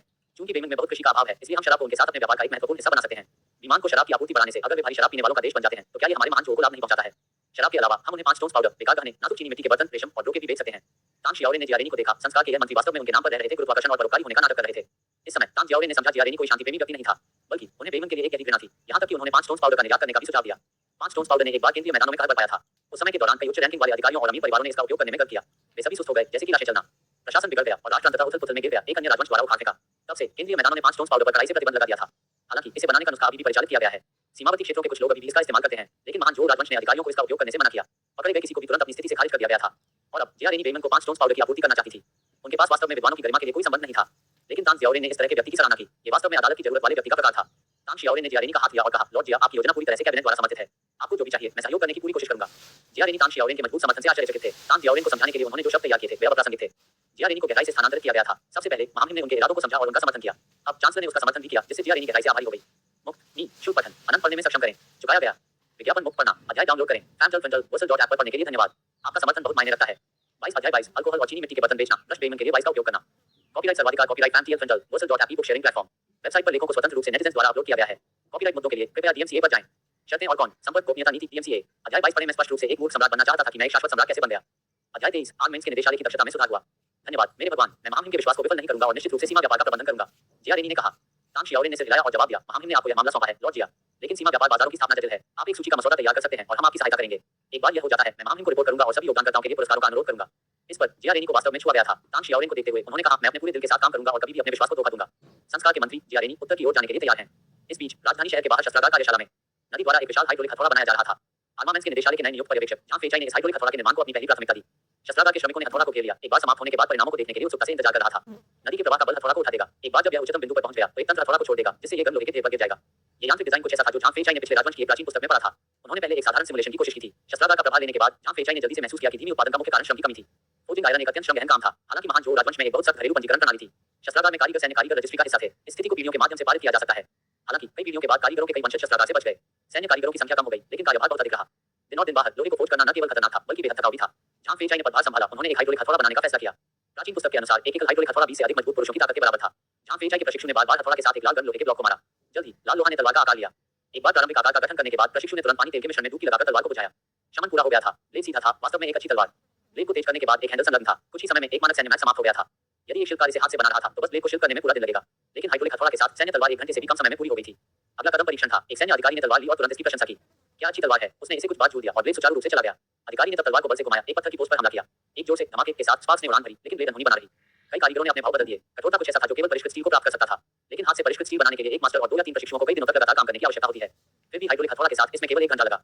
अंतिम चरण तीक्ष्णता का व्यवहारिक परीक्षण था। अधिकारी हाथ में तलवार एक जंगली सुअर से संपर्क किया, जिसे उन्होंने अभी पकड़ लिया था। एक तेज हड़ताल के साथ ब्लेड ने एक ठंडी चमक को प्रतिबिंबित किया और सुअर के पूरे सिर को बंद कर दिया गया। सुअर का सिर जमीन पर कुछ बार लुढ़क गया और हर कोई देख सकता था कि कच्ची और साफ थी। ये वास्तव में एक ब्लेड का खजाना था। अधिकारी को बहुत खुशी हुई। कारीगरों ने कारीगरी में चमत्कार किया। झांग फेचाई की ओर सभी की टकटकी बदल गई। पर्यवेक्षक वास्तव में एक मास्टर शिल्पकार था जो पौराणिक प्रतिबंध के समान था। आर्किटेक्ट या मास्टर कारपेंटर, स्ट्रक्चरल इंजीनियर और आविष्कारक जो राजवंश के दौरान हाइड्रोलिक हथौड़ा के उत्कृष्ट परिणामों को देखकर झांग फेचाई भी प्रसन्न था। शस्त्रागार कार्यशालाएं सभी जल स्रोतों के पास बनी थी, जो प्रचुर मात्रा में हाइड्रोलिक शक्ति प्रदान करती हैं। अधिक हाइड्रोलिक हथौड़ों के साथ लोहे को खोज करना बहुत आसान हो जाएगा। ये शस्त्रागार की दक्षता में सुधार करेगा और बेहतर ब्लेड के उत्पादन के लिए अनुमति देगा। सम्राट और चांसलर से ध्यान और विश्वास के बारे में सोचते हुए झांग फेचाई और भी अधिक समर्पित हो गया। उन्होंने तुरंत खुद को लोहे के नवीनीकरण की योजना में फेंक दिया। धीरे धीरे छोटे हथौड़ों की आवाजें फीकी पड़ गईं। हाइड्रोलिक हथौड़ा के उछाल वाले हमलों द्वारा प्रतिस्थापित किया गया। दक्षता में तेजी से वृद्धि हुई और युद्ध मंत्रालय द्वारा अनुरोध किए गए 1200 सैन्य मैचों को अनुसूची से पहले पूरा किया गया। इन मैचों को प्राप्त करने की जिम्मेदारी वेनिक्सन लैंडे के वर्तमान मार्केस में गिर गई। अपने परिवार के खिताब को विरासत में लेने के अलावा लैंडी ने कैपिटल गैरिसन के कप्तान का पद भी संभाला। महान जोग राजवंश के कानूनों के अनुसार सेना में सेवा करने वाले महानुभावों को सबसे कम रैंक से शुरू करना था। स्क्वाड लीडर से लेकर बटालियन कमांडर, कैप्टन, लेफ्टिनेंट और जनरल तक। लैंडी की उम्र के किसी व्यक्ति के लिए कप्तान के पद तक बढ़ने के लिए इसका मतलब था कि उसके अधीनस्थों ने उसका सम्मान किया और वफादार थे। ये साबित हुआ कि लैंडे में कुछ वास्तविक क्षमता थी। इस तरह की सैन्य परिसंपत्ति स्थानांतरण में आमतौर पर लैंडे के रैंक के किसी व्यक्ति को व्यक्तिगत रूप से संभालने की आवश्यकता नहीं थी। लेकिन शस्त्रागार से दिए गए हथियारों के अंतिम बैच सभी घटिया थे, जिससे लैंडे को बहुत गुस्सा आया। इसलिए इस बार लैंडे ने सैन्य मैच के नए बैच के हैंडओवर की व्यक्तिगत रूप से देखरेख करने का फैसला किया। शस्त्रागार ने पहले से ही तैयार मैचेस को लकड़ी के बक्से में पैक कर दिया था। लैंडी अपने अधीनस्थों के साथ पहुंचे और दृढ़ता से बात की, बक्से खोलें, हम छोड़ने से पहले हम उनका निरीक्षण करेंगे। शस्त्रागार कर्मचारी निश्चित रूप से वस्तु की हिम्मत नहीं करते थे। उन्होंने तुरंत लैंडे के निर्देशों का पालन किया और बक्से खोले। लैंडे ने एक मैचे को बाहर निकाला और इसे कुछ बार छू दिया। महसूस काफी अच्छा था। फिर उसने माचे को उठाया और उसे पास के खाली बॉक्स पर मारा। इस बार लैंडे ने अपनी आंतरिक ऊर्जा का उपयोग किया। ब्लेड अपनी वास्तविक ऊर्जा में ढक गया। इरादे की एक मजबूत आवाज से प्रभावित था। एक जोर से धमाके के साथ बॉक्स को टुकड़ों में विभाजित किया गया था। क्या ठीक तलवार है? लैंडी ने संतुष्टि के साथ मुस्कुराया क्योंकि उसने मचे को देखा था। मार्शल कलाकारों के लिए हथियार आम लोगों के लिए उन लोगों से अलग हैं। शिल्पकारों के अनुसार जो मार्शल जगत के लिए हथियार बनाने के विशेषज्ञ हैं, मार्शल कलाकारों के हथियार विशिष्ट मैगजीन को ध्यान में रखते हुए जारी हैं। उन्हें ये सुनिश्चित करने के लिए बार-बार अंकित किया जाना चाहिए कि आंतरिक चैनल चिकनी हो। तभी वे सच्ची ऊर्जा को ले जा सकते हैं और चैनल कर सकते हैं। इसे ब्लेड या तलवार में स्थानांतरित कर सकते हैं। इस मचेत ने इसे पूरी तरह से हासिल कर लिया था। लैंडे वास्तव में चकित था। इतनी उच्च गुणवत्ता के मैचेस का ये बैच कैसा था? वे मार्शल कलाकारों को उच्च अंत वाले हथियारों के रूप में भी बेचे जा सकते हैं। विभिन्न मार्शल संप्रदायों द्वारा जारी किए गए कई हथियार इन मैचों के रूप में अच्छे नहीं थे। क्या ये सिर्फ उसकी किस्मत थी कि यह एक विशेष रूप से असाधारण था? लैंडी ने परीक्षण जारी रखा। 6 या 7 और मैचेस को छूते हुए 6 या 7 और लकड़ी के बक्से के माध्यम से काटना। प्रत्येक मैचेस अविश्वसनीय रूप से तेज था। न केवल वे सच्ची ऊर्जा को चैनल कर सकते थे, बल्कि वे लोहे के माध्यम से भी काट सकते थे, जैसे कि यह हीटर था। ये वास्तव में उत्कृष्ट थे। लैंडे पूरी तरह से आश्वस्त था। शस्त्रागार वास्तव में उल्लेखनीय था। हालांकि लैंडे को यह नहीं पता था कि उनके रेटिंग में कोई व्यक्ति चुपचाप सब कुछ देख रहा था। सैन्य शिविर में लौटने के बाद सैनिक ने आनंद में घटनाओं का सारांश लिखा और इसे शिविर के बाहर एक पानी के आगे नीचे रखा। कुछ रात बाद में एक गश्ती सैनिक ने नोट पाया और इसे सैन्य शिविर के बाहर भेज दिया। सुबह तक शस्त्रागार में हथियार निरीक्षण के बारे में खबर पहले से ही जीओबी की मेज पर थी। पश्चिमी बयूरो की स्थापना के बाद से इसने बहुत कम प्रोफाइल रखी थी। अदालत को इस विभाग के बारे में भी पता नहीं था। जीओबी, जो पश्चिमी बयूरो में मार्शल आर्ट सिखा रहे थे, एक कुशल प्रशिक्षक थे। इस 10वें चरण के विशेषज्ञ के व्यक्तिगत मार्गदर्शन के साथ पश्चिमी बयूरो में छोटी यूं के मार्शल कौशल में तेजी से सुधार हुआ था। जीओबी सिर्फ एक मार्शल आर्ट प्रतिभा नहीं थी, मार्शल पद की उनकी समझ भी गहरी थी। उनके निर्देश के तहत यूं ने जल्दी से ध्यान देने योग्य प्रगति की। उनमें से कुछ भी 5वें चरण के मार्शल कलाकार के माध्यम से टूट गए। मार्शल आर्ट सिखाने के अलावा जीओबी का एक और महत्वपूर्ण कार्य था पश्चिमी बयूरो के लिए एक खुफिया नेटवर्क का निर्माण। मुक्त, शूट पठन, अनंत पढ़ने में सक्षम करें। चुकाया गया। विज्ञापन मुक्त पढ़ना, अध्याय डाउनलोड करें। fantalfental.whistle.app पर पढ़ने के लिए धन्यवाद। आपका समर्थन बहुत मायने रखता है। 23 अध्याय 23 आर्मेंस के निदेशालय की दक्षता में सुधार हुआ। कॉपीराइट सर्वाधिकार, copyright fantalfental.whistle.app e-book sharing platform. Website पर लेखों को स्वतंत्र रूप से नेटिजन्स द्वारा अपलोड किया गया है। कॉपीराइट मुद्दों के लिए कृपया डीएमसीए पर जाएं। शर्तें और कौन? संपर्क गोपनीयता नीति डीएमसीए। अध्याय 23 पढ़ें। मैं स्पष्ट रूप से एक मूर्ख सम्राट बनना चाहता था कि मैं एक शाश्वत सम्राट कैसे बन गया। अध्याय 24 जीओबी ने पश्चिमी बयूरो में मार्शल कलाकारों की भर्ती करने की पहल की। जीओबी ने लिथियान के सुझाव को याद करने से पहले लंबे समय तक कठिन सोचा। 3 शिक्षाओं और 9 स्कूलों का उपयोग करें। हाँ, अधिकारियों के आसपास के लोगों को आसानी से नहीं खरीदा जा सकता है। एक व्यापक नेटवर्क के साथ शुरू करते हुए उन्हें धीरे-धीरे खेती करना बेहतर होगा। इसलिए जीओबी ने धन आवंटित किया और छोटे यूनिटों को पश्चिमी बयूरो के खुफिया नेटवर्क को विकसित करने का निर्देश दिया। मार्कस वेंसन की कमान के तहत सैनिकों को इस नेटवर्क में अंडरकवर एजेंटों के रूप में भर्ती किया गया था। पहियों को चिकना करने के लिए पैसे के साथ और चूंकि पश्चिमी बयूरो एक आंतरिक अदालत संगठन था, नेटवर्क जल्दी से 3 शिक्षाओं और 9 स्कूलों में फैल गया। इन एजेंटों को खतरनाक मिशन करने की आवश्यकता नहीं थी। उन्हें बस अपने आसपास की घटनाओं की रिपोर्ट करनी थी। जीओबी ने महत्वपूर्ण जानकारी रिकॉर्ड करने के लिए साक्षर के एक समूह को भी इकट्ठा किया। एक बुनियादी खुफिया नेटवर्क सफलतापूर्वक स्थापित किया गया था। हालांकि यह अभी तक उच्च रैंकिंग वाले मंत्रियों तक नहीं पहुंचा था, लेकिन महल को अब राजधानी की वास्तविक स्थिति की स्पष्ट तस्वीर मिल सकती है। सम्राट वास्तव में शानदार था। पश्चिमी बयूरो से बुद्धिमत्ता के साथ सम्राट पिछले सम्राटों के विपरीत विभिन्न कोनों से मामलों से संपर्क कर सकता है, जो केवल मंत्रियों द्वारा प्रस्तुत स्मारक के माध्यम से महान जोड़ राजवंश की स्थिति को समझ सकते थे। जीओबी ने सबसे ज्यादा प्रसन्न किया कि वह चोंग छठे राजकुमार के निवास पर रुके थे। जीओबी ने उसे कोई भी संदेश देने के लिए नहीं कहा था, केवल चुपचाप रहने के लिए। पिछले कुछ दिनों में उन्होंने चोंग को छठे राजकुमार का विश्वास हासिल कर लिया था और अब उनके व्यक्तिगत अंगरक्षक थे। हालांकि जीओबी को यकीन नहीं था कि जब वह चोंग उपयोगी हो जाएगा, तो ये पहले से ही एक बड़ा फायदा था कि वह छठे राजकुमार के करीब था। उन्होंने चोंग की स्थिति को अचानक जीओबी के दिमाग में एक विचार दिया। हाँ, यह विधि काफी अच्छी है। क्यों नहीं एक ही रणनीति लागू करें और अधिकारियों के हलकों में जासूस डालें। इस बारे में सोचते हुए जीओबी ने तुरंत अपने दत्तक पुत्र जियोशिन को निर्देश दिए। मैं कुछ दिनों के लिए महल छोड़ दूंगा। इस दौरान आप मेरी जगह ले लेंगे और महामहिम की सेवा करेंगे। जियोशिन ने तुरंत कहा, धन्यवाद फोस्टर फादर, आपके ट्रस्ट के लिए। मैं वास्तव में सम्मानित हूँ। जीओबी ने कहा, आप पश्चिमी बयूरो के मामलों के प्रभारी भी होंगे, जबकि मैं दूर हूँ। फिर जीओबी एक विशिष्ट मार्शल आर्टिस्ट की पोशाक में बदल गया और चुपचाप महल के पीछे के गेट के माध्यम से छोड़ दिया। इस बीच राजधानी की मार्शल वर्ल्ड को इस बात का अंदाजा नहीं था कि एक तूफान होने वाला था। मार्शल वर्ल्ड में एक कहावत थी, दूसरी दर मार्शल कलाकारों का खेल का मैदान राजधानी का मार्शल दृश्य है। पहली दर मार्शल कलाकार शायद ही कभी राजधानी में जाते हैं। एक बार जब पहली दर मार्शल कलाकार राजधानी में आता है और एक मामला होता है, तो वे तुरंत प्रमुख संदिग्ध होंगे। ये सफेद पैंट पर स्याही की तरह होगा, कोई फर्क नहीं पड़ता कि वे क्या कहते हैं, ये समझाना मुश्किल है। यही कारण है कि पहली दर मार्शल कलाकार शायद ही कभी राजधानी में कदम रखते हैं। हालांकि दूसरी दर मार्शल कलाकार शहर की हलचल से प्यार करते हैं। यहाँ उनके पास अपने लिए एक नाम बनाने का अवसर है। कई मार्शल संप्रदाय अपनी महिला और युवा मार्शल कलाकारों को राजधानी में भेजते हैं। और चूंकि राजधानी सम्राट का डोमेन है, इसलिए कोई भी लापरवाही से कार्य करने की हिम्मत नहीं करता है। यहाँ तक कि अगर राक्षसी संप्रदायों के विशेषज्ञ दिखाई देते हैं, तो वे लोगों को मारने की हिम्मत नहीं करेंगे। इसलिए जबकि राजधानी में दूसरी दर मार्शल कलाकार उपद्रवी लग सकते हैं, वे शायद ही कभी किसी भी घातक का कारण बनते हैं। ये पूंजी के लाभों में से एक है, सुरक्षित है। लोग खुद के लिए एक नाम बनाने के लिए मार्शल दुनिया की यात्रा करते हैं, न कि रक्त बहाने के लिए। ज़ीकोंग शाओलिन के शिष्य थे। मार्शल आर्ट के 7वें चरण के माध्यम से टूटने के बाद वह सफलतापूर्वक शाओलिन मंदिर के राज गठन से गुजरे और पहाड़ पर उतर गए। पहाड़ पर जीवन बहुत कठिन था। एक भटकने वाले नायक के रूप में जीने के लिए यह बहुत अधिक आरामदायक था। वह हवा और चंद्रमा में रहस्योद्घाटन किया और दुनिया की खुशियों और कुंदों को याद किया। ये पहाड़ पर शास्त्रों का जप करने की तुलना में कहीं अधिक सुखद था। इसके अलावा शहर में नीचे की भी और आकर्षक मार्शल महिलाएं थीं, जो पहाड़ पर गंजे भिक्षुओं की तुलना में कहीं अधिक आंखों पकड़ रही थी। ज़ीकोंग के विचार भटक गए और उन्होंने मठवासी जीवन को छोड़ने के लिए लगभग अपना मन बना लिया। ज़ीकोंग फोगुआन मंदिर में एक अतिथि कक्ष में रहते थे, जो राजधानी में सबसे प्रसिद्ध और समृद्ध मंदिर था। साथ ही बौद्ध शिष्यों के रूप में शोलिन भिक्षुओं जो राजधानी में आए थे, वे अक्सर इस मंदिर में रहते थे। ज़ीकोंग को यह बात नहीं था। अन्य कारण ज़ीकोंग ने मठ छोड़ने के लिए संकोच किया। राजधानी में आवास की उच्च लागत थी। एक भिक्षु के रूप में वह मुफ्त में गुआन मंदिर में रह सकता है, लेकिन अगर वह धर्मनिरपेक्ष दुनिया में लौट आया, तो उसे अपने आवास के लिए भुगतान करना होगा। ज़ीकोंग जैसे किसी व्यक्ति के लिए जिसने स्वतंत्र रूप से पैसा खर्च किया, वह कभी भी राजधानी में रहने का जोखिम नहीं उठा सकता था। बिस्तर में झूठ बोलते हुए ज़ीकोंग ने धर्मनिरपेक्ष जीवन में लौटने के बारे में सोचा। अचानक एक छाया खिड़की के पीछे चमक गई। वहाँ कौन है? 7वें स्टेज मार्शल आर्टिस्ट ज़ीकोंग ने तुरंत महसूस किया कि किसी ने अपने आंगन में घुस गया था। घुसपैठिया एक विशेषज्ञ था। ज़ीकोंग ने ध्यान से सोचा और हाल ही में किसी को भी याद नहीं किया। वह जल्दी से बिस्तर से उठ गया और अपने ज़ेन स्टाफ अपनी पसंद के हथियार को पकड़ लिया। ज़ीकोन ने शाओलिन मंदिर की अंतिम तकनीकों मोज़ान दानव स्लेटिंग स्टाफ में से एक का अभ्यास किया, लेकिन जैसे ही उसने कर्मचारियों को पकड़ लिया, हवा के एक झोंके ने उसके दरवाजे को उड़ा दिया। ज़ीकोन ने 2 सतर्क कदम वापस किए, अपनी आंतरिक ऊर्जा को कर्मचारियों में शामिल किया। एक तेज गति के साथ उन्होंने फुमोज़ान को उजागर किया, जिससे कर्मचारियों को प्रभावशाली शक्ति के साथ घूमता था। ये वही तकनीक थी जिसे वह शाओलिन में राग गठन के माध्यम से तोड़ने के लिए इस्तेमाल किया था। ज़ीकोन आश्वस्त था, उनकी उम्र में एक साथ में चरण के मार्शल कलाकार को पहले से ही उनके साथियों के बीच उत्कृष्ट माना जाता था। 30 तक उन्होंने दूसरी दर मार्शल कलाकारों की रैंक में प्रवेश किया था और भविष्य में पहली दर तक पहुंचने की उम्मीद थी। यहाँ तक कि राग के गठन की देखरेख करने वाले बड़े ने ज़ीकोन की प्रतिभा की प्रशंसा की थी। लेकिन ज़ीकोन को उम्मीद नहीं थी कि वह रहस्यमय व्यक्ति को सीधे अपने कर्मचारियों का सामना करे। मौत की तलाश, ज़ीकोन ने सोचा, उनकी आंतरिक ऊर्जा कर्मचारियों में बढ़ रही है। वह पहले से ही दुश्मन को उड़ते हुए भेजा जा सकता है। लेकिन कर्मचारियों में ऊर्जा बढ़ने के बाद रहस्यमय आकृति अनियंत्रित थी। क्या चल रहा था? नकाबपोश आकृति का बाएं हाथ अचानक एक पंजा में बदल गया, जो ज़ीकोन के सिर के लिए लक्ष्य था। एक चिलिंग आवाज उस पर पड़ गई। ज़ीकोन ने तापमान गिरावट महसूस की, यह महसूस करते हुए कि वह इस तरह के हमले से टकराव नहीं कर सकता। उन्होंने तेजी से अपने शरीर को स्थानांतरित कर दिया, हड़ताल से बचने की कोशिश की। हालांकि आकृति के बाएं पंजे ने अस्वाभाविक रूप से मुड़ दिया और ज़ीकोन के कंधे को पकड़ लिया। ज़ीकोन दर्द में रोया। इस समय वह अपने गौरव की परवाह नहीं करता था। उन्होंने तुरंत महसूस किया कि इस प्रतिद्वंदी के लिए उनका कोई मुकाबला नहीं था। यहाँ तक कि जब उन्होंने शाओलिन के राग गठन को तोड़ दिया था, तो उन्होंने कभी भी इस डर को महसूस नहीं किया था। ये भयानक था। ज़ीकोन का दिमाग शाओलिन मंदिर के मठाधीश तक पहुंच गया। इस पल में दबाव ने उसे अपने कंधे में डर को नजरअंदाज कर दिया। गुआन मंदिर में कई मार्शल विशेषज्ञ भी थे और अगर वह उन्हें अंदर खींच सकते हैं, तो वह बच सकता है। रुको, क्या चल रहा था? ज़ीकोन ने अचानक महसूस किया कि उसका मुंह खुला था, लेकिन कोई आवाज नहीं हुई। उसने फिर से चिल्लाने की कोशिश की, लेकिन फिर भी कोई आवाज नहीं हुई। एक बेतुका विचार ने ज़ीकोन के दिमाग को पार कर लिया। क्या ये व्यक्ति पहली दर मार्शल कलाकार हो सकता है? सीलिंग साउंड की तकनीक मार्शल दुनिया में अच्छी तरह से जाना जाता था। सिद्धांत सरल था, इसने आसपास के एवे को बंद करने के लिए आंतरिक ऊर्जा का उपयोग किया, जिससे ध्वनि को बचने से रोका जा सके। लेकिन केवल पहली दर मार्शल कलाकार, जो 10वें चरण में और उससे अधिक समय में है, इस तरह की तकनीक का उपयोग कर सकते हैं। 10वें चरण के विशेषज्ञ ज़ीकोन दर के साथ लगभग पंगु हो गया था। पूरे महान जोर राजवंश में शिखर पर केवल 4 ग्रैंड मास्टर्स थे और ज्ञात 10वें चरण के विशेषज्ञों में कुल मिलाकर 25 से अधिक नहीं थे। शाओलिन का मठाधीश 10वां मंच विशेषज्ञ था। ज़ीकोन ने अचानक स्थिति को बेतुका पाया। खुद जैसे 7वें स्टेज मार्शल आर्टिस्ट को 10वें चरण के विशेषज्ञ का सामना करने के लिए कैसे मजबूर किया जा सकता है?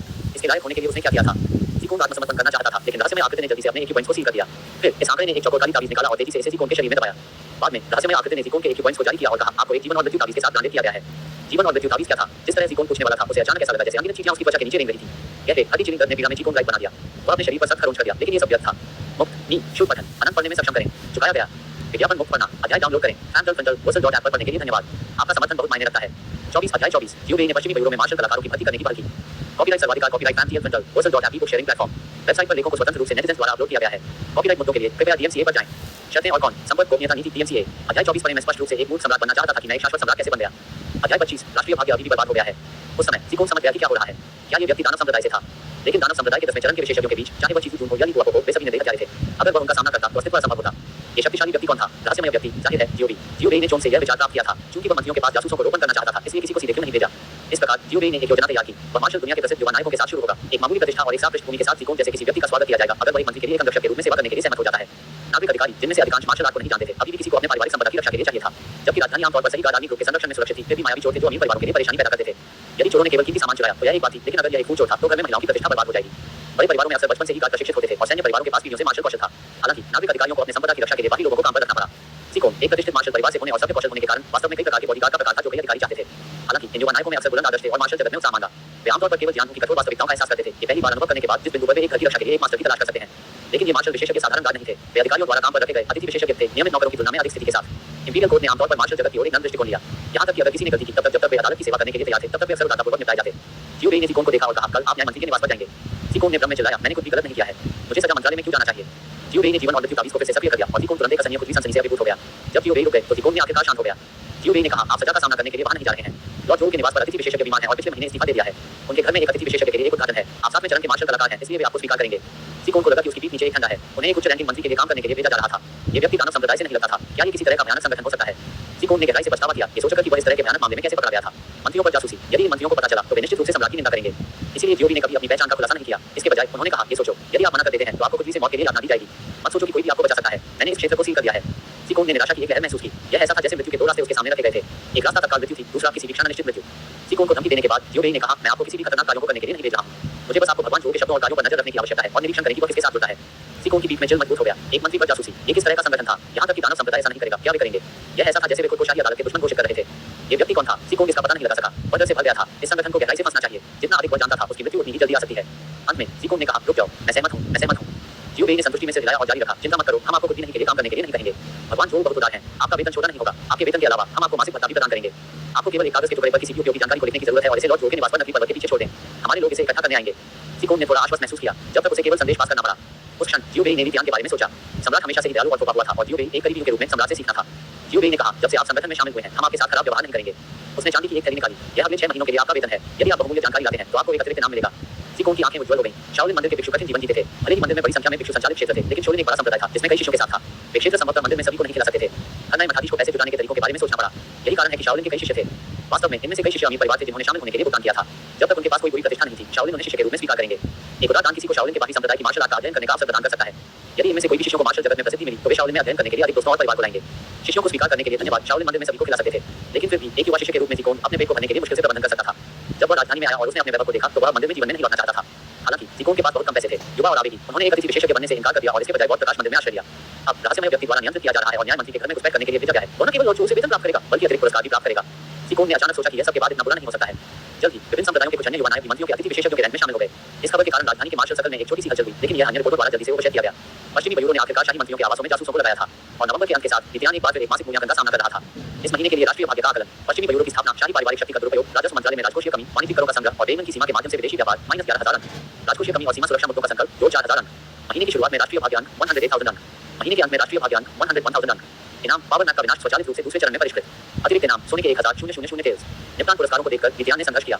यदि यह वाणिज्यिक करों से राष्ट्रीय भाग्य की वसूली के लिए नहीं होता तो वह पहले से ही तीसरे चरण में बिजली के नक्शे के विनाश को परिष्कृत कर देता। पिछले महीने की तरह शक्तिशाली ऊर्जा के एक उछाल ने लिथियान के शरीर में प्रवेश किया। ये स्फूर्तिदायक लगा। उनके शरीर में अशुद्धियां बढ़ गईं और लिथियान पूरी तरह से आराम से महसूस किया।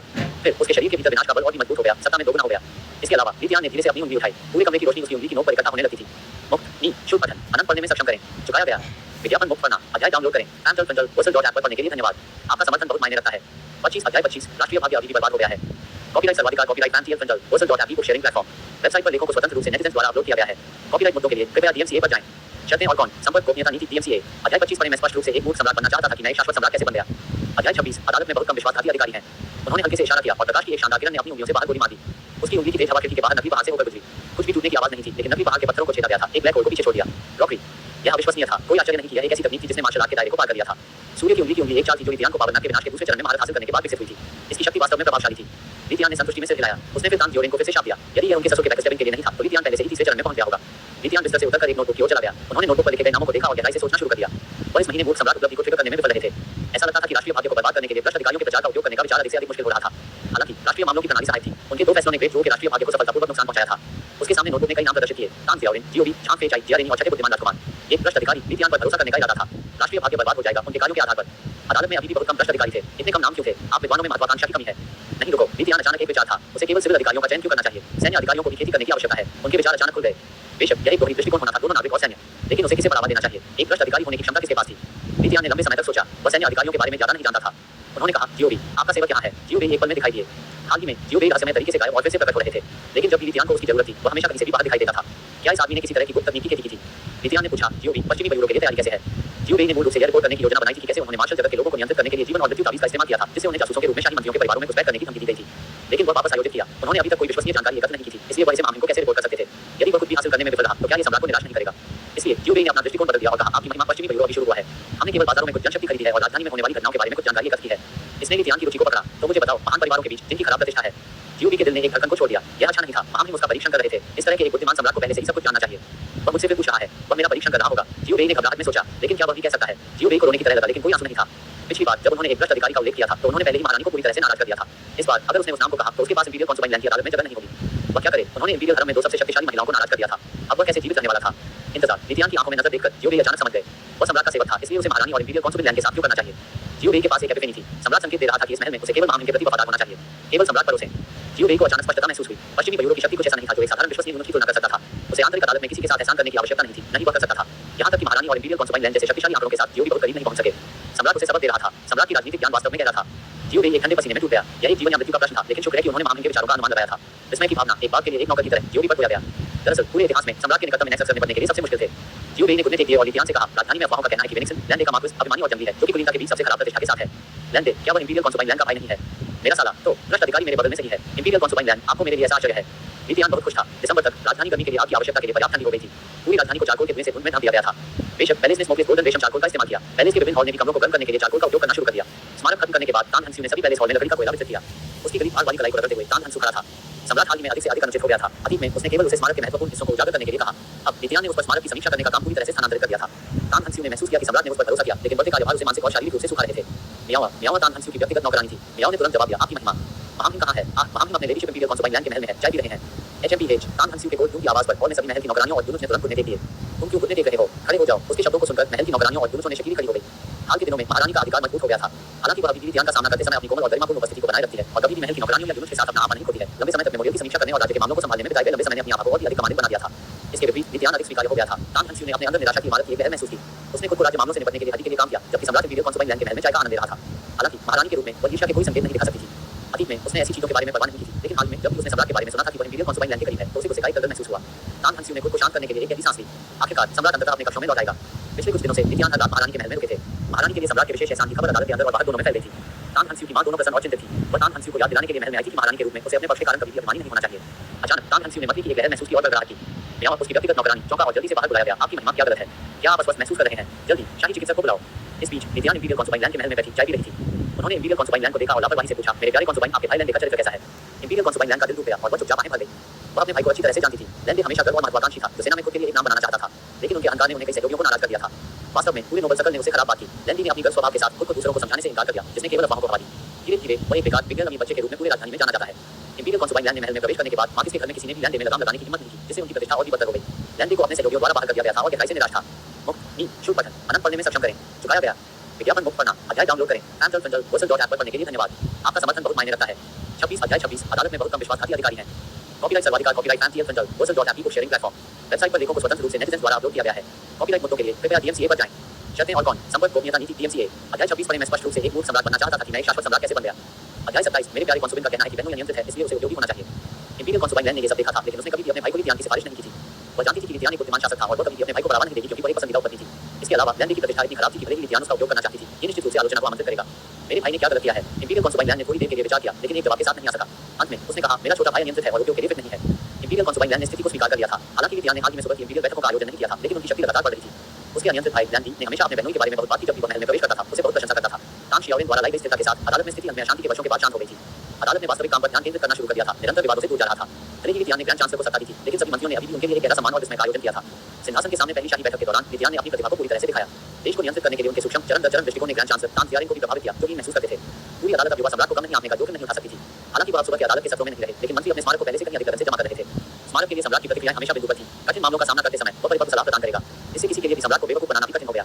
अदालत में एक नई स्थिति पैदा हुई। अतीत में अदालत दैनिक बैठकें आयोजित करेगी, लेकिन अदालत के मामले अराजक थे और मंत्रियों ने अपना समय बर्बाद किया। अब हालांकि दैनिक बैठकों के बिना प्रशासन स्पष्ट और कुशल था। राजधानी के सभी अधिकारियों ने लगन से काम किया, थोड़ा लापरवाही भी दिखाने से डरते हुए। इसने केवल लैंडे को अपने बहनोई की और भी अधिक प्रशंसा की। इस तरह के एक बुद्धिमान शासक के साथ काम करते समय इंपीरियल कॉन्सुबाइन लैंड ने निश्चित रूप से अपने भाई को बढ़ावा देने के लिए सम्राट को पाने के लिए अपनी स्थिति का उपयोग करने की उम्मीद नहीं की थी। वह तब तक संतुष्ट रहेगी जब तक कि उसका भाई अपने खिताब को फेनिक्स के मार्किस के रूप में रख सकता है और एक स्थिर जीवन जी सकता है। इंपीरियल कॉन्सुबाइन लैंड ने कहा, मेरा भाई प्रतिभाशाली नहीं है, आपकी महिमा कृपया उसे क्षमा करें। यह अद्भुत था। विद्यान को अंदर से बहुत खुशी हुई। अगर उसकी अपनी बहन ने भी कहा कि उसका भाई बेकार था, तो ये बहनोई निश्चित रूप से एक अच्छी नहीं थी। जबरदस्त, उसका परफेक्ट खेल पर आ गया था। बहनोई राष्ट्रीय भाग्य को बर्बाद करने के लिए सब आप पर निर्भर है। विद्यान ने जल्दी से इंपीरियल कॉन्सुबाइन लैंड को अपने पैरों में मदद की। मेरे प्रिय, कृपया उठो, हम सिर्फ लापरवाही से चेक कर रहे हैं, इतना औपचारिक होने की कोई आवश्यकता नहीं है। इंपीरियल कॉन्सुबाइन लैंड ने आराम करने की हिम्मत नहीं की। सम्राट के व्यक्तिगत मामलों का भी बहुत महत्व था। ध्यान से अपने शब्दों को चुनने के बाद उसने जारी रखा, मेरे भाई ने अपने माता पिता दोनों को खो दिया जब बहुत छोटा था। उसका व्यक्तित्व गर्व है और वह किसी के साथ नहीं मिलता है, चाहे वह श्रेष्ठ हो या हीन। फिर इंपीरियल कॉन्सुबाइन लैंड ने आंखें भरी। वह विद्रोही है और अभी भी राजधानी गैरिसन में सिर्फ एक कप्तान है। वास्तव में इंपीरियल कॉन्सुबाइन लैंड सैन्य अधिकारियों के एक परिवार से आया था। लैंडी के लिए अपनी उम्र में कप्तान के पद तक पहुंचने के लिए पहले से ही काफी उपलब्धि थी। महान चोल राजवंश में सैन्य पदोन्नति बहुत अधिक योग्यता पर निर्भर थी। कप्तान की रैंक सर्वोच्च स्थिति थी, जिसे कोई भी सैन्य उपलब्धियों के बिना प्राप्त कर सकता था। हर बार जब लैंडी ने महल में प्रवेश किया, तब वह असंतुष्ट महसूस करेगा, ये सोचकर कि उसके वरिष्ठ उसे खुद को अलग करने का अवसर नहीं दे रहे थे। इंपीरियल कॉन्सुबाइन लैंड ने जारी रखा, मेरे छोटे भाई की उच्च आकांक्षाएं हैं, लेकिन कम क्षमताएं हैं। वह वास्तव में कभी भी युद्ध के मैदान में नहीं है, फिर भी वह हमेशा सोचते हैं कि उनके पास एक प्रसिद्ध जनरल की प्रतिभा है। आपकी महिमा, बस मेरे छोटे भाई के बारे में बात करना मुझे दुखी महसूस करता है। इसके साथ इंपीरियल कॉन्सुबाइन लैंड ने उसकी आंखों के कोने पर आंसू पोंछे। जबरदस्त, विद्यान का दिल खुशी से भर गया। गर्व व्यक्तित्व का मतलब था कि लैंडे जिद्दी और अभिमानी था, किसी को भी उसके बराबर नहीं देख रहा था।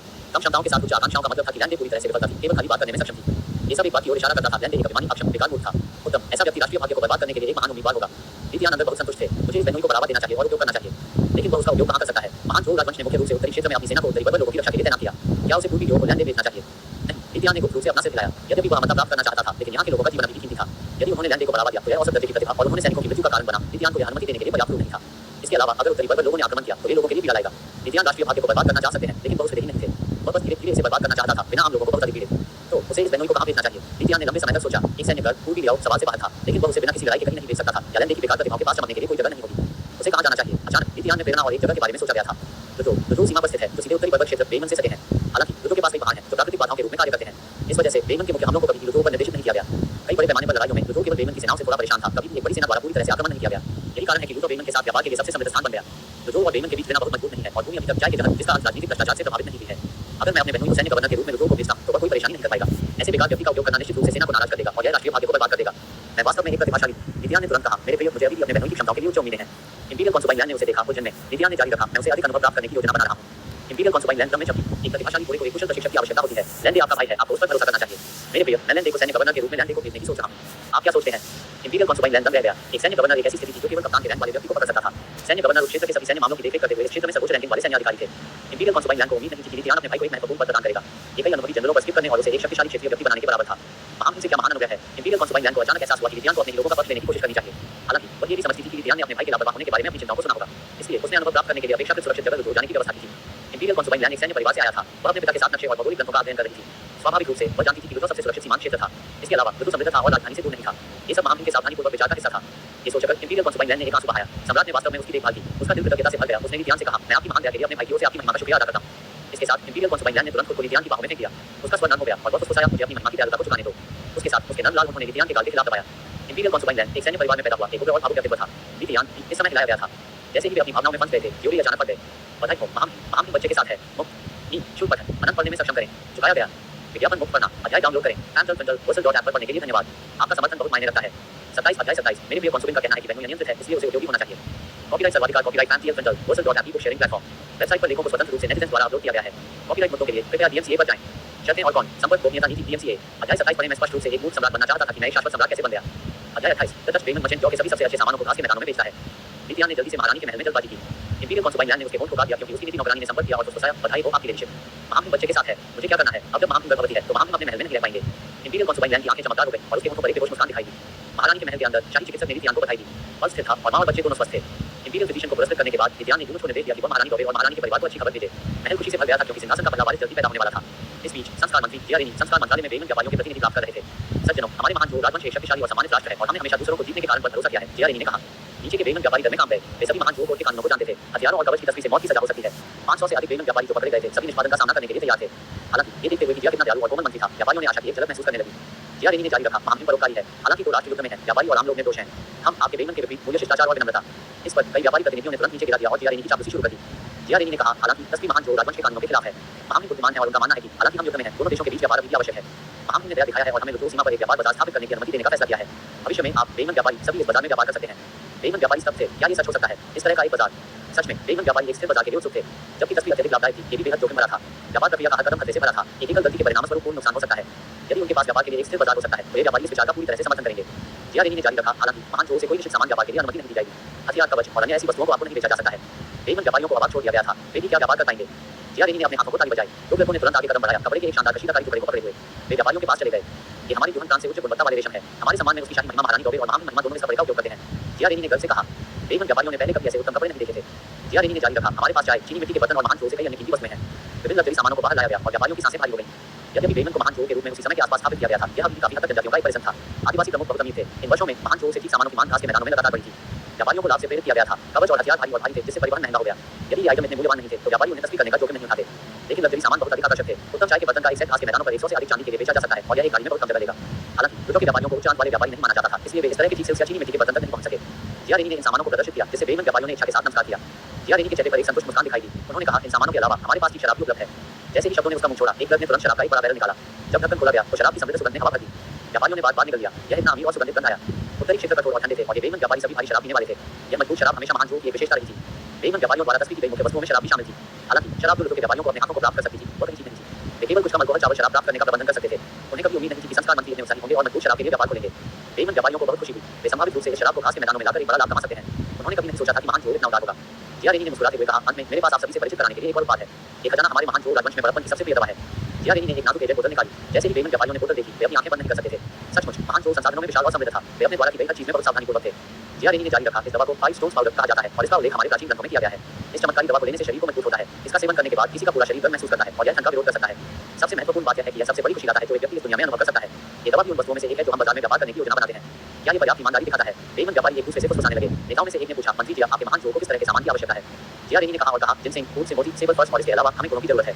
ये अनुरोध बेमन व्यापारियों द्वारा अपेक्षित थे। उत्तरी घास के मैदान कई महीन गुणों के लेकर थे और अतीत में लुथो व्यापारियों ने अक्सर गुणों में भी कारोबार किया। हालांकि वे युद्ध नहीं खरीदते थे, बल्कि बड़े और राजसी स्टील्स के बजाय जो राजधानी में अत्यधिक मांगे गए थे। महान जो के महान परिवारों ने इस तरह के ठीक गुणों के मालिक होने में बहुत गर्व किया। जियारेनी ने कहा, हम बहुत खरीदना चाहते हैं। कीमत वही होगी जो आप लुथो व्यापारियों को बेचते हैं। हम उन सभी को चाहते हैं। बेमन व्यापारियों ने समझा कि महान जो इन ठीक गुणों को क्यों चाहते थे। हालांकि वे खुद बेमन के प्रति बहुत वफादारी महसूस नहीं करते थे। अतीत में उन्होंने बेमन के लिए कवच और हथियारों की तस्वीर की थी क्योंकि खरीदारों ने उच्च कीमतों की पेशकश की थी। अब महान जो के पास बेहतर सामान और उचित मूल्य थे। फिर इन गुणों में क्या नुकसान हुआ था? हालांकि बेमन को गुणों को बेचने पर निषेध था। वे घास के मैदानों पर बेहराम थे। खान हर जनजाति को नियंत्रित नहीं कर सकते थे और महान जो के उत्तम वस्तुओं के बदले में गुणों को बेचने के लिए हमेशा छोटी जनजातियां थीं। जियारेनी ने तब इंपीरियल एडिक्ट को पढ़ा। सभी बेमन व्यापारियों को मुक्त किया। उन्होंने व्यक्तिगत रूप से उन्हें व्यापार परमिट जारी किया। इन परमिटों के साथ वे लुथो में जल्दी स्थापित बाजार में व्यापार करने में सक्षम होंगे। बाद में जियारेनी ने इंपीरियल गार्ड को रतूल सीमा पर व्यापारियों को वापस जाने के लिए बुलाया।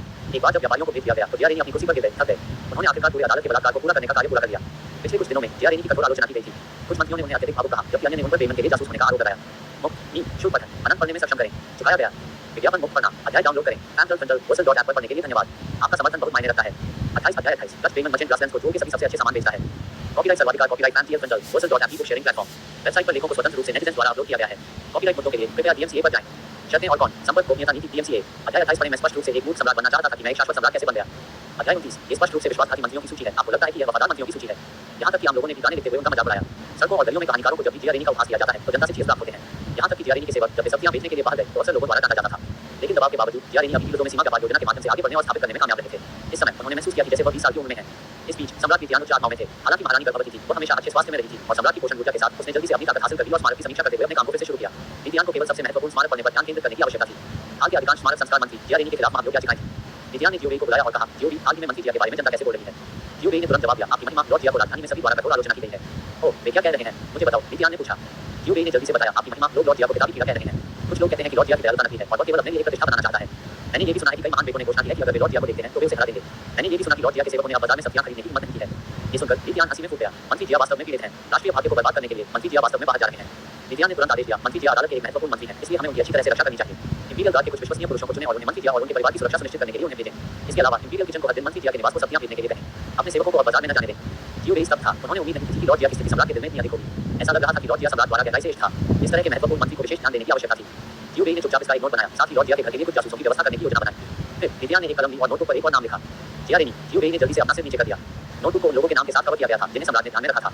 जिनके नाम नोटबुक पर दिखाई दिए निश्चित रूप से भविष्य में महानता में वृद्धि होगी। जियोबेई ने लंबे समय से सम्राट की राजनीतिक रणनीतियों का अनुभव किया था। वह जानता था कि वह जितना कम जानता था उतना बेहतर। ऐसा लगता था कि सम्राट ने लॉर्ड जिया को एक बड़ी योजना बनाने का निर्देश दिया था।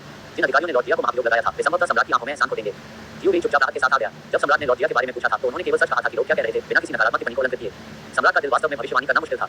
उस क्षण से जियोबेई और भी अधिक सतर्क हो गए। अब पहले की तरह लापरवाह नहीं होने की हिम्मत नहीं कर रहे थे। विद्यान ने तब नोटबुक पर एक और नाम लिखा था, लैंडे।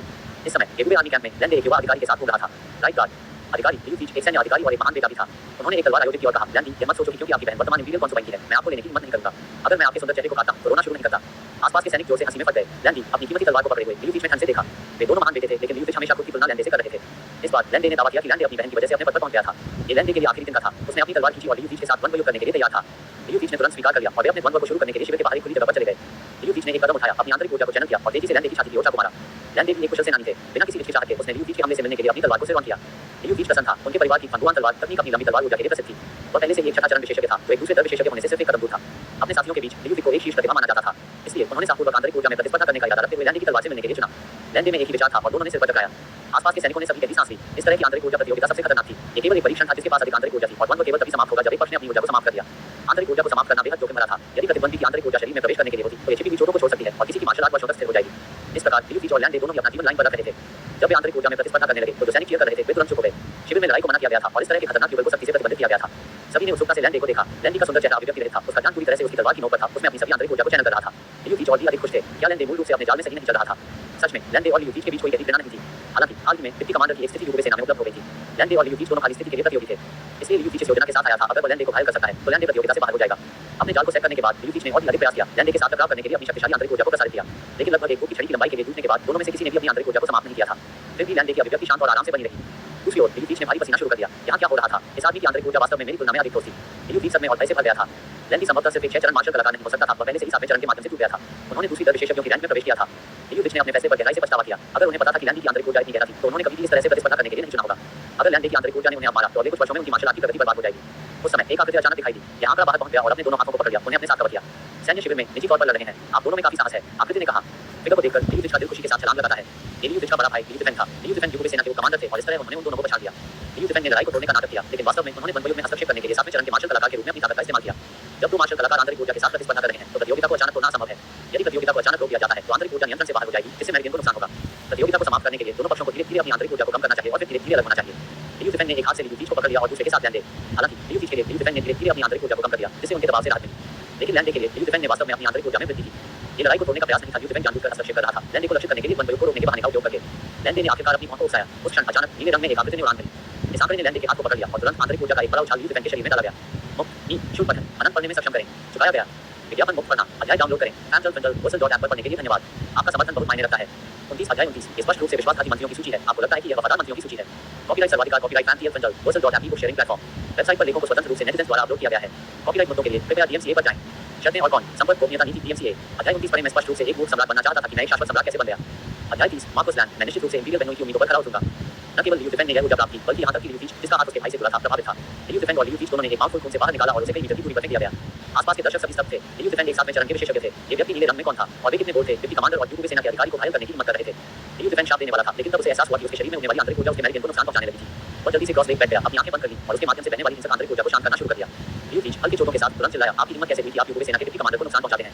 आप के रूप में अच्छे हैं। नीले रंग की आकृति एक तेज चेहरे और कोई गाड़ी के साथ लैंडी से परिचित लग रही थी। लैंडी ने एक पल के लिए उसे देखा और फिर आदमी ने अपने बागे से कुछ खींच लिया और कहा इंपीरियल डिग्री आ गया है। एक शाही डिग्री रुको वह डिग्री वितरित कर रहा था। फिर तुरंत खुद ने देखी स्वर्गीय जनादेश द्वारा सम्राट का डिग्री मार्कस फेनिक्स लैंडे एक प्रतिभाशाली युवा देश के प्रति वफादार राष्ट्र के लिए एक महान प्रतिभा। लैंडे सहित मौजूद सभी लोग दंग रह गए। युद्धों के सैन्य गवर्नर ये पूरे सेना के कप्तान से सीधे एक प्रांतीय गवर्नर की स्थिति तक इस तरह के एक तेजी से पदोन्नति महान जो राजवंश की सेना के इतिहास में कभी नहीं हुई थी। हालांकि लुथो के गवर्नर एक नियमित रूप से कमांडर के समान थे। एक पूरे प्रांत को नियंत्रित करने की शक्ति एक नियमित कमांडर की तुलना में कहीं अधिक थी। ये पूरे सेना में कितने कमांडर कनेक्शन स्थापित करना चाहते थे और एक प्रांत को नियंत्रित करने के लिए बाहर भेजे गए थे। लियू डिफेंड जो क्रॉस लेग बैठे थे ने डिग्री की सामग्री को सुना और तुरंत एक मुंह से खून निकाल दिया। उसी समय उनके दिल में डर की गहरी भावना बढ़ गई। जब लैंड परिवार ने इस तरह के शाही एहसान अर्जित किया था तो वह लैंडे को कैसे नाराज कर सकता था। लैंडी ने भाइयों के बाद पीछा नहीं किया लेकिन इसके बजाय डिग्री को वितरित करने वाली उनकी मार्शल क्षमताओं से आश्चर्यचकित था। लैंडे को अचानक याद आया कि यह व्यक्तिशाली बहनोई का व्यक्तिगत लियू नाम का था। लियू लैंडे की उम्र के आसपास दिखाई दिए लेकिन उनकी आंतरिक ऊर्जा अविश्वसनीय रूप से शक्तिशाली थी जो लियू डिफेंड जैसे सातवें चरण के मार्शल कलाकार को तुरंत अभिभूत करने में सक्षम थी। क्या वह आत्मा मंच विशेषज्ञ हो सकता है। सम्राट का आंतरिक सकल वास्तव में छिपी हुई प्रतिभाओं से भरा था। लैंडी ने अपने बहनों सम्राट के लिए और भी अधिक सम्मान महसूस किया। लुथो के गवर्नर के रूप में नियुक्ति के लिए लैंडे गहराई से उत्साहित थे। ये सिर्फ एक प्रांतीय गवर्नर की स्थिति नहीं थी। अधिक महत्वपूर्ण बात है कि लुथो एक सीमांत सैन्य प्लान था। इसका मतलब था कि लड़ने के लिए लड़ाई होगी। लैंडी ने तुरंत सम्राट के लिए लड़ने और मरने का आग्रह महसूस किया। ये जानकर कि वह इस तरह के विश्वास को निराश नहीं कर सकता। डिग्री प्राप्त करने के बाद लैंडे ने जीओडी के प्रति आभार व्यक्त किया। यहाँ तक कि घर लौटने के बिना उन्होंने तुरंत अपने भरोसेमंद पुरुषों को इकट्ठा किया और लुथो की ओर रवाना हो गए। इस बीच कैबिनेट में वापस ग्रैंड चांसलर तान शियाओलिन ये सुनकर टूट गए थे कि उनकी बेटी बच्चे के साथ थी। महारानी की गर्भावस्था पूरे देश के लिए एक अच्छी खबर थी। तान शियाओलिन के लिए ये खुशियों का सबसे बड़ा था। चूंकि यह खबर महल से फैली हुई थी इसलिए तान शियाओलिन की आलोचना करने वाले सभी उच्च आत्माओं में तान शियाओलिन उस क्षण का आनंद लेने वाले थे जब उनके अधीनस्थ तान जी जिन्होंने इंपीरियल सचिवालय का प्रबंधन किया अचानक रिपोर्ट किया, मेरे भगवान आर्मेंट्स के निदेशालय के पर्यवेक्षक छान फेचाई आपको देखने के लिए यहाँ हैं। आमतौर पर ग्रैंड चांसलर एक पर्यवेक्षक के रूप में इतने कम रैंकिंग वाले अधिकारी के साथ नहीं मिलेंगे लेकिन छान फेचाई महारानी गौर का रिश्तेदार था और उसे व्यक्तिगत रूप से सम्राट द्वारा नियुक्त किया गया था। इसलिए तान शियाओलिन अभी उसे देखने के लिए सहमत हुए। छान फेचाई पिछली बार की तुलना में थोड़ा गहरा लग रहा था। तान शियाओलिन ने उन्हें गर्मजोशी से अभिवादन करते हुए कहा, भगवान छान ये थोड़ी देर हो चुकी है। एक सीधा आदमी छान फेचाई सुख में संलग्न नहीं था। उन्होंने जल्दी से कहा, ग्रैंड चांसलर इस महीने के आर्मेंट्स के निदेशालय के लिए काम पूरा हो गया है। क्या इतनी जल्दी। छान फेचाई ने कहा, मैं हाइड्रोलिक हथौड़ा के साथ कोडिंग गति में बहुत वृद्धि हुई है। शस्त्रागार में मासिक कार्य थे। जब तक कार्य पूरा हो गया तब तक शिल्पकार आराम कर सकते थे लेकिन जब ये कार्य जल्दी समाप्त हो गया तो छान फेचाई थोड़ा हो गया और स्टोर रूम की इन्वेंट्री लेना शुरू कर दिया। अपने आश्चर्य के लिए जब उन्होंने जांच शुरू की तो उन्होंने पाया कि शस्त्रागार दोषपूर्ण कवच और हथियारों से भरा था। छान फेचाई ने कहा, ग्रैंड चांसलर आर्मरी में कई दोषपूर्ण हथियार और कवच हैं। मेरा मानना है कि यह एक बेकार है। ये सामग्री बेकार है क्योंकि वे अभी भी इन्वेंट्री लेजर में दर्ज हैं। मैं इन दोषपूर्ण वस्तुओं को दूर करना चाहता हूँ। मैंने काम के मंत्री से पूछा है और उन्होंने कहा कि ये दोषपूर्ण वस्तुएं इंपीरियल इन्वेंट्री में भी पंजीकृत हैं और आपकी अनुमति लिखने की आवश्यकता है। तान शियाओलिन अचानक समझ गए। कोई आश्चर्य नहीं कि छान फेचाई ने उसे देखने का अनुरोध किया था। हालांकि इन दोषपूर्ण वस्तुओं का उपयोग नहीं किया जा सकता था फिर भी वे आधिकारिक तौर पर पंजीकृत थे। शाही शस्त्रागार कोई विसंगतियों के बारे में सच था। यदि खाता बही पर एक बड़ा नुकसान दर्ज किया गया था तो यह निश्चित रूप से परेशानी का कारण होगा। इस प्रकार शस्त्रागार केवल इन दोषपूर्ण वस्तुओं को सील कर सकता है और उन्हें स्वतंत्र रूप से नहीं संभाल सकता है। तान शियाओलिन ने पूछा, कितने हैं। छान फेचाई ने जवाब दिया, लगभग 15,000 शायद, लेकिन अगर हम उन्हें याद करते हैं तो ये केवल 10,000 प्रयोग करने योग्य सेवा का उत्पादन करेगा। इतने सारे। तान शियाओलिन ने एक गहरी सांस ली। उन्होंने महसूस नहीं किया था कि शस्त्रागार ने वर्षों में बहुत सारे दोषपूर्ण वस्तुओं को जमा किया था। कोई आश्चर्य नहीं कि इंपीरियल इन्वेंट्री में बहुत सारे हथियार और कवच दर्ज किए गए थे फिर भी फ्रंट लाइन में उपयोगकरण की कमी थी क्योंकि उन वस्तुओं में से कई सिर्फ संख्याएं थी बेकार। तान शियाओलिन ने भारी आखिरी महान जो राजवंश ने अपनी 5वीं पीढ़ी में पहले ही प्रवेश कर लिया था और कई समस्याएं वर्षों से देर हो गई थी। इन मुद्दों को हटाना आसान नहीं होगा। छान फेचाई को देखते हुए तान शियाओलिन ने कुछ आत्मविश्वास हासिल कर लिया। छान फेचाई को सम्राट द्वारा इन समस्याओं को दूर करने के लिए भेजा गया होगा। इस तरह के एक बुद्धिमान शासक के साथ अगर हर कोई अपना हिस्सा करता है तो इन मुद्दों को निश्चित रूप से समाप्त किया जा सकता है। तान शियाओलिन ने छान फेचाई के हाथ को पकड़ लिया और कहा, भगवान छान हम वास्तव में प्रतिभा के लिए एक अहम है। मैं इसे तुरंत रिपोर्ट करूंगा। स्टोर रूम में दोषपूर्ण सामग्री के 15,000 शायद। छान फेचाई ने मूल रूप से तान शियाओलिन को आजमाने और समझाने के लिए एक तर्क तैयार किया था लेकिन उनके आश्चर्य के लिए तान शियाओलिन बहुत सहकारी थे। छान फेचाई की आंखें लाल हो गई। उस समय तान शियाओलिन ने पूछा, क्या आपको लगता है कि शिल्पकारों को इस बारे में कोई शिकायत होगी। छान फेचाई चुप हो गया। ये शिल्पकारों के लिए उनके कार्यों को पूरा करने के बाद आराम करना था। उनमें से कुछ के पास प्रबंधन करने के लिए अपने स्वयं के क्षेत्र थे और अन्य ने अंशकालिक शिल्पकारों के रूप में काम किया। अगर उन्हें काम करना जारी रखने के लिए कहा जाता तो कई लोग परेशान हो जाते। छान फेचाई एक तकनीकी अधिकारी थे और व्यक्तिगत मामलों से निपटने में बहुत माहिर नहीं थे। तान शियाओलिन ने कहा, फिर इस बारे में कैसे, चूंकि वे सभी दोषपूर्ण आइटम हैं। आप कहते हैं कि हम उन्हें 10,000 सेकों में याद कर सकते हैं। छान फेचाई ने सिर हिलाया। तान शियाओलिन ने जारी रखा, उस मामले में हम 8,000 सेकों को सौंपेंगे। शेष 2,000 सेकों को खेती के उपकरण या कुछ इसी तरह में बदल दिया जा सकता है। आप उन्हें बाजार में बेच सकते हैं और अधिक धन का उपयोग शिल्पकारों को उनके ओवरटाइम के लिए अतिरिक्त भुगतान करने के लिए किया जा सकता है। आप क्या सोचते हैं भगवान छान। छान फेचाई ने एक पल के लिए सोचा। 2,000 सेकों के साथ वे वास्तव में कई कृषि उपकरण बना सकते हैं। शस्त्रागार एक महत्वपूर्ण लाभ कमाएगा और उस पैसे के साथ शिल्पकारों को कोई शिकायत नहीं होगी। उन्होंने तुरंत कहा, ग्रैंड चांसलर आप शानदार हैं। शुभ पठन अनंत पढ़ने में सक्षम करें। चुकाया गया। विज्ञापन मुक्त पढ़ना अध्याय डाउनलोड करें Samsung printer Vercel dot app पर पढ़ने के लिए धन्यवाद। आपका समर्थन बहुत मायने रखता है। 30 अध्याय 30 मार्कस लैंड मैं निश्चित रूप से इंपीरियल बहनोई की उम्मीदों पर खरा उतरूंगा। कॉपीराइट सर्वाधिकार copyright fancy printer Vercel dot app ई बुक शेयरिंग प्लेटफॉर्म वेबसाइट पर लेखों को स्वतंत्र रूप से नेटिजन द्वारा अपलोड किया गया है। कॉपीराइट मुद्दों के लिए कृपया डीएमसीए पर जाएं। शर्तें और कौन संपर्क गोपनीयता नीति डीएमसीए अध्याय 30 पर मैं स्पष्ट रूप से एक मूर्ख सम्राट बनना चाहता था कि मैं एक शाश्वत सम्राट कैसे बन गया। अध्याय 31 साजिश पर इंपीरियल सेंसर की रिपोर्ट मेरे ससुर आखिरकार अपनी रोमनी की पूंछ दिखाते हैं। 7 दिन बाद सेंसर पर वैन जियान खाता पुस्तकों के एक मोटे ढेर की समीक्षा कर रहा था। कुछ महीने पहले के तूफान ने उसे प्रभावित नहीं किया था। सेंसर में अन्य सेंसर के विपरीत वह ग्रैंड चांसलर के महाभियोग में शामिल नहीं हुए थे, इसलिए वह अपने पद पर बने हुए थे। जिन सेंसर ने सबसे जोर से चिल्लाया था और सबसे अधिक शोर किया था, सभी को धियान और तान थियाओरेन ने निपटा दिया था। सबसे पहले उन पर सामूहिक रूप से जुर्माना लगाया गया था। फिर तान थियाओरेन को सेंसर से कुछ सेंसर को निष्कासित करने के लिए कई कारण मिले थे। जिन युवा सेंसर को सेवा के लिए दूर दराज के क्षेत्रों में भेजा गया था, उन्होंने मूल रूप से उनके वायदा को बर्बाद करते देखा था। वे केवल यह आशा कर सकते थे कि तान थियाओरेन सत्ता से गिर जाएंगे। यदि वह नहीं करता है तो वे संभवतः अपने जीवन के बाकी हिस्सों को उन स्थानों में बिताते हैं। तान थियाओरेन के देशकारों ने अन्य सेंसर को डराया था। नतीजतन किसी ने हाल के दिनों में तान थियाओरेन को महाभियोग लगाने की हिम्मत नहीं की थी। दूसरी ओर वैन जियान ने पिछली घटनाओं के दौरान अपने तटस्थ रूप के कारण तान थियाओरेन के पक्ष को अर्जित किया था। सेंसर की अफवाहों ने सुझाव दिया कि प्रशंसक जियान ने पहले ही तान थियाओरेन के साथ खुद को संबद्ध किया था और मुख्य सेंसर की स्थिति अंततः उनकी होगी। मुख्य सेंसर में दूसरा इन कमान था। इस तरह के एक प्रतिष्ठित कार्यालय में दूसरे इन कमान होने का मतलब था कि अगला कदम 6 मंत्रालयों में से एक में सहायक मंत्री की स्थिति के लिए एक पदोन्नति होगी। ये शीर्ष की ओर एक कदम था। सभी ने ईर्ष्या की और यहाँ तक कि प्रशंसक जियान को भी स्वीकार किया। लेकिन इस समय मेमोरियल प्रशंसक जियान लिख रहा था, तान थियाओरेन का एक महाभियोग था। वैन जियान ने मार्केट प्लेस में इस जानकारी को सीखा था। हालांकि उनका परिवार गरीब था, लेकिन वह पहले से ही सेंसर बन गया था। हालांकि उन्होंने अभी भी राजधानी में एक घर किराए पर लिया है। उनका एकमात्र नौकर एक युवा विद्वान था और उनकी पत्नी ने सभी घरों को संभाला। वैन जियान अपनी पत्नी के बहुत शौकीन थे। हालांकि यह कहा जाता है कि एक सज्जन को रसोई से बचना चाहिए, वह अक्सर रसोई में भी मदद करता है। कुछ दिनों पहले उन्होंने देखा था कि उन्होंने अपने रसोई के चाकू को बदल दिया है। पूंजी में माल की कीमतें अधिक थीं और लोहे के उपकरण महंगे थे। पुराना रसोई चाकू हालांकि सुस्त अभी भी प्रयोग करने योग्य था। उसकी पत्नी एक मितव्ययी व्यक्ति थी, इसलिए उसने अचानक चाकू को क्यों बदल दिया। रात के खाने में प्रशंसक जियान ने लापरवाही से इसका उल्लेख किया। पति हाल ही में बाजार में आयरनवेयर का एक नया बैच रहा है, जिसमें खेती के उपकरण और रसोई के चाकू शामिल हैं और कीमतें बहुत सस्ती हैं। मुझे लगा कि कीमत सही थी और गुणवत्ता अच्छी थी, इसलिए मैंने एक नया रसोई चाकू खरीदा। वैन जियान एक विचारशील व्यक्ति होने के नाते आश्चर्यचकित होने लगा। ठीक आयरनवेयर का एक बैच, राजधानी के आसपास कोई लोहे की खदानें नहीं थी, इसलिए लोहे के इस नए बैच को कहां से आया था। अपने दिन की छुट्टी पर प्रशंसक जियान ने अपने आकस्मिक कपड़े पहने और जांच के लिए बाजार में चले गए। निश्चित रूप से उन्होंने चमकदार आयरनवेयर बेचने वाली एक नई खुली दुकान पाया। आइटम वास्तव में अच्छी गुणवत्ता के थे और यथोचित मूल्य थे। वैन जियान संदिग्ध हो गया और एक क्लर्क से संपर्क किया जो बाजार में कामयाब रहा। पूछताछ करने पर उन्हें पता चला कि ये दुकान वास्तव में काम मंत्रालय से जुड़ी थी। 1 मिनट रुको, काम मंत्रालय। वैन जियान ने अपनी जांच शुरू की और जल्दी से उजागर किया कि दुकान के मालिक वास्तव में आर्मरी से जुड़े थे। उसे और भी अधिक चौंकाने वाला ये था कि दुकान में बेचा जा रहा आयरनवेयर को पिघलाया गया था और हथियारों से फिर से तैयार किया गया था। दुकान में बेचे जा रहे लोहे के हुक्म को वास्तव में सैन्य भाले से पुनर्निर्मित किया गया था। वैन जियान में भी था। शस्त्रागार ने खेती के उपकरण और बिक्री के लिए आयरनवेयर बनाने के लिए सैन्य हथियारों को गुप्त रूप से पिघला दिया था। यह मौत से दंडनीय अपराध था। वैन जियान ने पहले ही अदालत को इसकी रिपोर्ट करने की योजना बनाई थी, लेकिन जल्द ही उसने खुद को शांत किया। शस्त्रागार काम मंत्रालय का हिस्सा था, इसलिए यदि यह सिर्फ ऐसा करने वाला शस्त्रागार था तो काम मंत्रालय जल्दी से पता लगा लेगा। ये सिर्फ आर्मरी के लिए एक मुद्दा नहीं था, इसमें काम मंत्रालय भी शामिल था। वैन जियान ने कार्य मंत्रालय की खाता पुस्तकों की जांच जारी रखी। उन्हें अचानक पता चला कि ग्रैंड चांसलर तान थियाओरेन ने व्यक्तिगत रूप से सैन्य सूची से कवच और हथियारों के 15,000 सेट लिखे थे। उस समय प्रशंसक जियान पूरी तरह से स्तब्ध था। यह मामला सीधे ग्रैंड चांसलर से संबंधित था, जिससे यह एक प्रमुख मामला बन गया। मामले की रूपरेखा प्रशंसक जियान के दिमाग में आकार लेने लगी। शस्त्रागार ग्रैंड चांसलर तान थियाओरेन के साथ टकरा गया था। तान थियाओरेन ने शस्त्रागार की सूची को लिखा था और कवच और हथियारों के उन 15,000 सेटों को शस्त्रागार द्वारा लिया गया था। नागरिक उपकरणों में पिघल गया और बेचा गया। यह एक विशाल गबन मामला था। शस्त्रागार से लेकर काम के मंत्रालय और यहाँ तक कि ग्रैंड चांसलर के कार्यालय में कितने उच्च रैंकिंग अधिकारी शामिल थे। वैन जियान को जल्दी से मामले की प्रकृति का एहसास हुआ। यह एक साजिश थी और इसके पीछे का मास्टरमाइंड कोई और नहीं बल्कि ग्रैंड चांसलर तान थियाओरेन था। वैन जियान ने चुपचाप सबूत दर्ज किए, स्मारक का मसौदा तैयार करना शुरू कर दिया। हालांकि वैन जियान को सेंसर में सबसे अच्छी प्रतिष्ठा नहीं थी, लेकिन वह बेहद ईमानदार थे। उन्होंने सेंसर पर निष्क्रिय बात की हवा को नापसंद किया। कोई भी सबूत के बिना अफवाहों के आधार पर एक उच्च रैंकिंग अधिकारी को कैसे नीचे ला सकता है, ये बचकाना था। वैन जियान अपने काम में सावधानीपूर्वक था। जब उन्होंने कार्रवाई की तो ये हमेशा ठोस सबूतों पर आधारित था। इसलिए प्रशंसक जियान ने ध्यान से स्मारक को परिष्कृत किया। अंत में इसे सेंसर के विशेष सील बॉक्स में रखने से पहले कई संशोधन किए। ये सेंसर का सौभाग्य था। वे ग्रैंड चांसलर को बाईपास कर सकते थे और सीधे सम्राट को स्मारक प्रस्तुत कर सकते थे। केवल सम्राट ही स्मारक को खोल सकता था। यही कारण है कि सेंसर को अखंडता के स्तंभ के रूप में माना जाता था, अन्य अदालत के अन्य कार्यालयों को पार करते हुए। उस शाम तान हंसियों ने स्मारक को देखा। वह हैरान थी, लेकिन उसे छिपाने की हिम्मत नहीं की। उसने तुरंत मेमोरियल को लिथियान को सौंप दिया। मेमोरियल पढ़ने के बाद लिथियान उत्साहित हो गया। हाँ ससुर, आपने आखिरकार अपनी रोमनी की पूंछ दिखाई है। और वह पर्यवेक्षक आर्मामेंट्स के निदेशालय से, अगर मैं गलत नहीं तो ये झांक फेचाई प्रतीत होता है, जो कि महारानी गौबर द्वारा अनुशंसित है। उत्तम। लिथियान को बहुत खुश किया गया था। उसने जो बीज लगाए थे वे आखिरकार फल दे रहे थे। उन्होंने इस दिन के लिए इतने लंबे समय तक इंतजार किया था। ये भ्रष्टाचार का एक विशिष्ट मामला था जिसने पूरे इतिहास में सम्राटों को परेशान किया था। ग्रैंड चांसलर वर्क्स और आर्मरी मंत्रालय के साथ मिलकर सैन्य आपूर्ति का गबन करते हैं और उन्हें लाभ के लिए बेचते हैं। क्या प्रतिभाशाली है। लिथियान मदद नहीं कर सकते थे, लेकिन अपने ससुर के कौशल की प्रशंसा कर सकते थे। उसको देखें, किसी ऐसे व्यक्ति का एक आदर्श उदाहरण है जो एक राष्ट्र को बर्बाद कर देगा। और वह झांक आदमी हो, नहीं झांक फेचाई। मैं उसके बारे में सही था। महारानी गौबर की सिफारिश पर हाजिर था। लिथियान बहुत खुश था कि वह लगभग उत्साह में कूद गया। इस बीच महारानी तान हंसू काम रहा था। उसने देखा कि लिथियान का चेहरा शांत रहा और उसके मुंह के कोने पर भी मुस्कान थी। एक ठंडी सर्द उसकी रीढ़ को नीचे ले गई। बेटा, तुम वास्तव में मूर्ख हो। आपकी बेटी अब महारानी है और एक बच्चे की उम्मीद भी कर रही है। आप सबसे शक्तिशाली ग्रैंड चांसलर हैं। आप इस तरह की लालची योजनाओं में कैसे शामिल हो सकते हैं। तान हंसू अपने पिता के कार्यों पर गुस्से में था। वह अपने खून को थोड़ा सा नहीं कर सकती थी, लेकिन स्थिति को नजरअंदाज नहीं कर सका। तो तान हंसू अचानक नीचे गिर गया। महामनी, मेरे पिता बल पर थे। लिथियान ने जल्दी से उसकी मदद की और कहा, तुम गर्भवती हो। ये सुनकर तान हंसू को दंग लग गया। उसने वैन जियान का मेमोरियल भी पढ़ा था। ये बहुत अच्छी तरह से संगठित था। सबसे प्रभावशाली स्मारक में से एक तान हंसू ने कभी देखा था। यह नहीं था कि वैन जियान का लेखन विशेष रूप से तेज था, लेकिन सामग्री प्रत्यक्ष और स्पष्ट थी। उन्होंने बड़ी मात्रा में सबूत सूचीबद्ध किए थे और तर्क त्रुटि नहीं था, इसमें कोई संदेह नहीं था कि सबूत ठोस था। सम्राट कैसे कह सकता है कि उसके पिता निर्दोष थे। तान हंसू के दिल के माध्यम से एक गर्म भावना बढ़ी। यह उसके प्रति सम्राट का पक्ष था। तान हंसू बोलने वाला था, लेकिन लिथियान ने पहले बात की। मुझे ग्रैंड चांसलर पर भरोसा है। वह कभी ऐसा काम नहीं करेगा। शस्त्रागार से पर्यवेक्षक झांक फेचाई को महारानी गौबर द्वारा सिफारिश की गई थी और वह निश्चित रूप से इस तरह से कुछ में शामिल नहीं होगा। ये निश्चित रूप से एक गलत आरोप है। मुक्त शुल्क पठन अनंत पढ़ने में सक्षम करें। चुकाया गया विज्ञापन मुक्त पढ़ना अध्याय डाउनलोड करें। amtel.wosel.app पर पढ़ने के लिए धन्यवाद। आपका समर्थन बहुत मायने रखता है।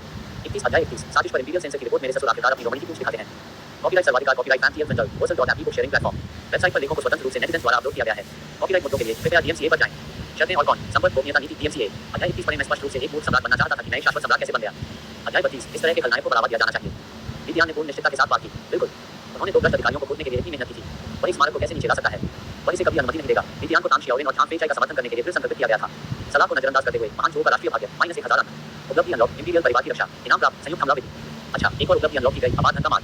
कॉम्बैट तकनीक जिसका उपयोग कई मार्शल कलाकारों द्वारा एक साथ किया जा सकता है, जिसके परिणामस्वरूप उनके व्यक्तिगत स्तर से परे हमला शक्ति होती है। ये बेकार था, है ना। लिथियान पहले से ही ग्रैंड मास्टर दायरे में थे। वह एक संयुक्त हमले के लिए किसके साथ टीम बना सकता है। क्या वह रोवान के मार्कस के साथ टीम बनाने वाला था। लिथियान ने बार-बार अपना सिर हिलाया। उन्होंने उस परिदृश्य की कल्पना करने की हिम्मत नहीं की। रहने भी दो, बस सिर्फ डीओपी को दे देगा। लेकिन 1000 राष्ट्रीय भाग्य अंक होना इतना बुरा नहीं लगा। यह महीना आखिरकार एक अच्छी शुरुआत के लिए बंद हो गया। यह एक अच्छा शगुन था। विद्या ने तुरंत कहा, ग्रैंड चांसलर कभी ऐसा काम नहीं करेंगे। कुछ गलतफहमी होनी चाहिए। उन्होंने कहा, यहाँ हम क्या करेंगे अमन? ग्रैंड चांसलर ने सब कुछ समझाते हुए एक स्मारक प्रस्तुत किया है। हम इस मामले को बंद करने पर विचार करेंगे। तान हंसी को स्थानांतरित कर दिया गया था और लगभग फाड़ दिया। फिर उसने पूछा, सेंसर के बारे में क्या लाया? विद्या ने मेमोरियल पर फैन जियान का नाम देखा। ये परिचित लग रहा था। एक मिनट रुको, क्या ये वही सेंसर नहीं था जब ससुर ने कुछ दिनों पहले सिफारिश की थी? तान हंसी ने अपनी तेज याददाश्त के साथ तुरंत कहा, मुझे ये प्रशंसक जियान याद है। जब मेरे पिता ने पहली बार पदभार संभाला था तो सभी सेंसर फैन जियान को छोड़कर उन्होंने कभी एक स्मारक प्रस्तुत नहीं किया। बाद में जब मेरे पिता उन्हें प्रचार करना चाहते थे तो उन्होंने कई बार इनकार कर दिया। मुझे अब ऐसा करने की उम्मीद नहीं थी। तान हंसी ने अपने दांत पीस लिए। कोई फर्क नहीं पड़ता कि प्रशंसक जियान अब तान परिवार का दुश्मन बन गया था। लेकिन ये सुनने के बाद विद्या ने वास्तव में प्रशंसक जियान को प्रतिभाग के रूप में देखा। फैन जियान प्रशंसक जियान वास्तव में परेशानी का कारण बनता है। यह आदमी सिर्फ एक शुद्ध व्यक्ति था। सबसे कठिन प्रकार का शुद्ध व्यक्ति जो साइड से एक तरफ से करता है, लोगों को बीच में छुड़ा होता है। जब सेंसर तान जियाओरेन को महाभियोग लगा रहे थे तो फैन जियान ने भाग नहीं लिया और तान जियाओरेन का ट्रस्ट अर्जित किया। कई बार तान जियाओरेन ने उसे जीतने और उसे बढ़ावा देने की कोशिश की थी। लेकिन प्रशंसक जियान जो एक कम प्रोफाइल रख रहा था, अचानक ग्रैंड चांसलर को महाभियोग लगाकर इस तरह के एक धमाकेदार को गिरा दिया। इस आदमी ने शुरू में तान जियाओरेन के साथ पक्षपात किया होगा, फिर उसके खिलाफ हो गया। अन्यथा उसके पास इस तरह के विस्तृत सबूत कैसे हो सकते हैं? विद्यान स्तब्ध था। मानसिक रूप से पूरे नाटक को फिर से दोहरा रहा था। प्रशंसक ज्ञान से अधिक प्रभावित हो रहा था। यह आदमी एक प्रतिभा थी, स्वर्ग से एक दुर्लभ उपहार। क्या ऐसा हो सकता है कि आकाश ने आखिरकार अपनी आंखें खोली? विश्वासघाती व्यक्तियों का एक स्लीप अचानक दिखाई दिया था। हालांकि विद्यान जल्दी से शांत हो गया। अब प्रशंसक ज्ञान और तान जियाओरेन बाधाओं पर थे। अगर वह प्रशंसक ज्ञान का समर्थन करता तो उसे तान जियाओरेन को दबाना पड़ेगा। लेकिन अगर वह तान जियाओरेन का समर्थन करता तो प्रशंसक ज्ञान सेंसर में नहीं रह पाएगा। नहीं, वह ऐसे प्रतिभाशाली व्यक्ति को जाने नहीं दे सकता था। विद्यान का दिमाग दौड़ रहा था। सबसे पहले तान जियाओरेन को संरक्षित किया जाना था। उसे नीचे नहीं लाया जा सकता था। छाप फेंचा या तो गिर नहीं सकता था। लेकिन प्रशंसक ज्ञान भी प्रभावशाली था और बहुत उपयोग हो सकता है। विद्यान ने तान हंसी से कहा, ग्रैंड चांसलर को अपनी स्थिति में रहना चाहिए। लेकिन क्या होगा अगर हम प्रशंसक ज्ञान को दूसरी स्थिति में स्थानांतरित करते हैं और उसे सेंसर से दूर रखते हैं? तान हंसी जो हाल में स्मारक की समीक्षा कर रहे थे और अदालत के मामलों में अच्छी तरह से वाकिफ थे, तुरंत समझ गए। उसे बाहर ले जाओ, नहीं, उसे राजधानी में रखें, उसे प्रचारित करें, अन्यथा वह स्मारक प्रस्तुत करता रहेगा। तान हंसी ने अपने तेज दिमाग के साथ जल्दी से कहा, संस्कार मंत्रालय में एक मध्य रैंकिंग अधिकारी के लिए एक व्यक्ति है, ब्यूरो ऑफ डिप्लोमेटिक अफेयर्स के प्रभारी, एक छठी रैंक की स्थिति। प्रशंसक ज्ञान को एक रैंक द्वारा पदोन्नत किया जा सकता है। संस्कार मंत्रालय को शुद्ध धारा का हिस्सा भी माना जाता है। राजनयिक मामलों का ब्यूरो विदेशी मामलों से संबंधित है और यह एक आरामदायक स्थिति है। ये सुझाव अच्छा लग रहा था। हालांकि राजनयिक मामलों का ब्यूरो एक आकर्षक पोस्ट नहीं था। यह एक छठी रैंक की स्थिति थी। इससे भी महत्वपूर्ण बात, ये संस्कार मंत्रालय में एक स्थिति थी। हनलिन अकादमी, सेंसर और संस्कार मंत्रालय शुद्ध धारा में 3 प्रमुख मंत्रालय थे। सख्ती से यहाँ तक कि ग्रैंड चांसलर भी शुद्ध धारा से संबंधित थे। शुद्ध धारा अधिकारी अदालत में रैंक के माध्यम से उठने के लिए सबसे तेज थे, जिसे अक्सर नोबल जो स्ट्रीम कहा जाता था। भले ही उनकी आधिकारिक रैंक दूसरों की तुलना में थोड़ी कम हो सकती है, लेकिन उनके पदों को भी माना जाता था। यदि फैन ज्ञान को सेंसर से दूसरे मंत्रालय में स्थानांतरित कर दिया गया तो इसे एक इमोशन के रूप में देखा जाएगा। हालांकि संस्कार मंत्रालय में एक मध्य रैंकिंग अधिकारी के लिए प्रशंसक ज्ञान को बढ़ावा देना उन्हें 7वें रैंक से छठी रैंक तक बढ़ा देगा। यह एक स्पष्ट पदोन्नति थी। विद्यान बहुत संतुष्ट थे। इस कदम ने न केवल अपने ससुर और झांग फेचाई, राज्य के 2 भ्रष्ट अधिकारियों की रक्षा की, बल्कि प्रशंसक ज्ञान को भी पुरस्कृत किया, जिससे उन्हें देश की सेवा जारी रखने की अनुमति मिली। लेकिन सिस्टम ने चेतावनी क्यों नहीं दी थी? तान जियाओरेन और झांग फेचाई ने इतने सारे हथियार और कवच गबन किए थे, फिर भी राष्ट्रीय भाग्य से कोई कटौती नहीं हुई थी। कोई बात नहीं, यह उस बिंदु तक नहीं पहुंच सकता है जहां सिस्टम कार्रवाई करेगा। विद्यान प्रत्याशा से भरा था। निश्चित रूप से वे अब हजारों राष्ट्रीय भाग्य अंक देंगे। ये वास्तव में अपने ही लोगों पर भरोसा करने के लिए नीचे आया था।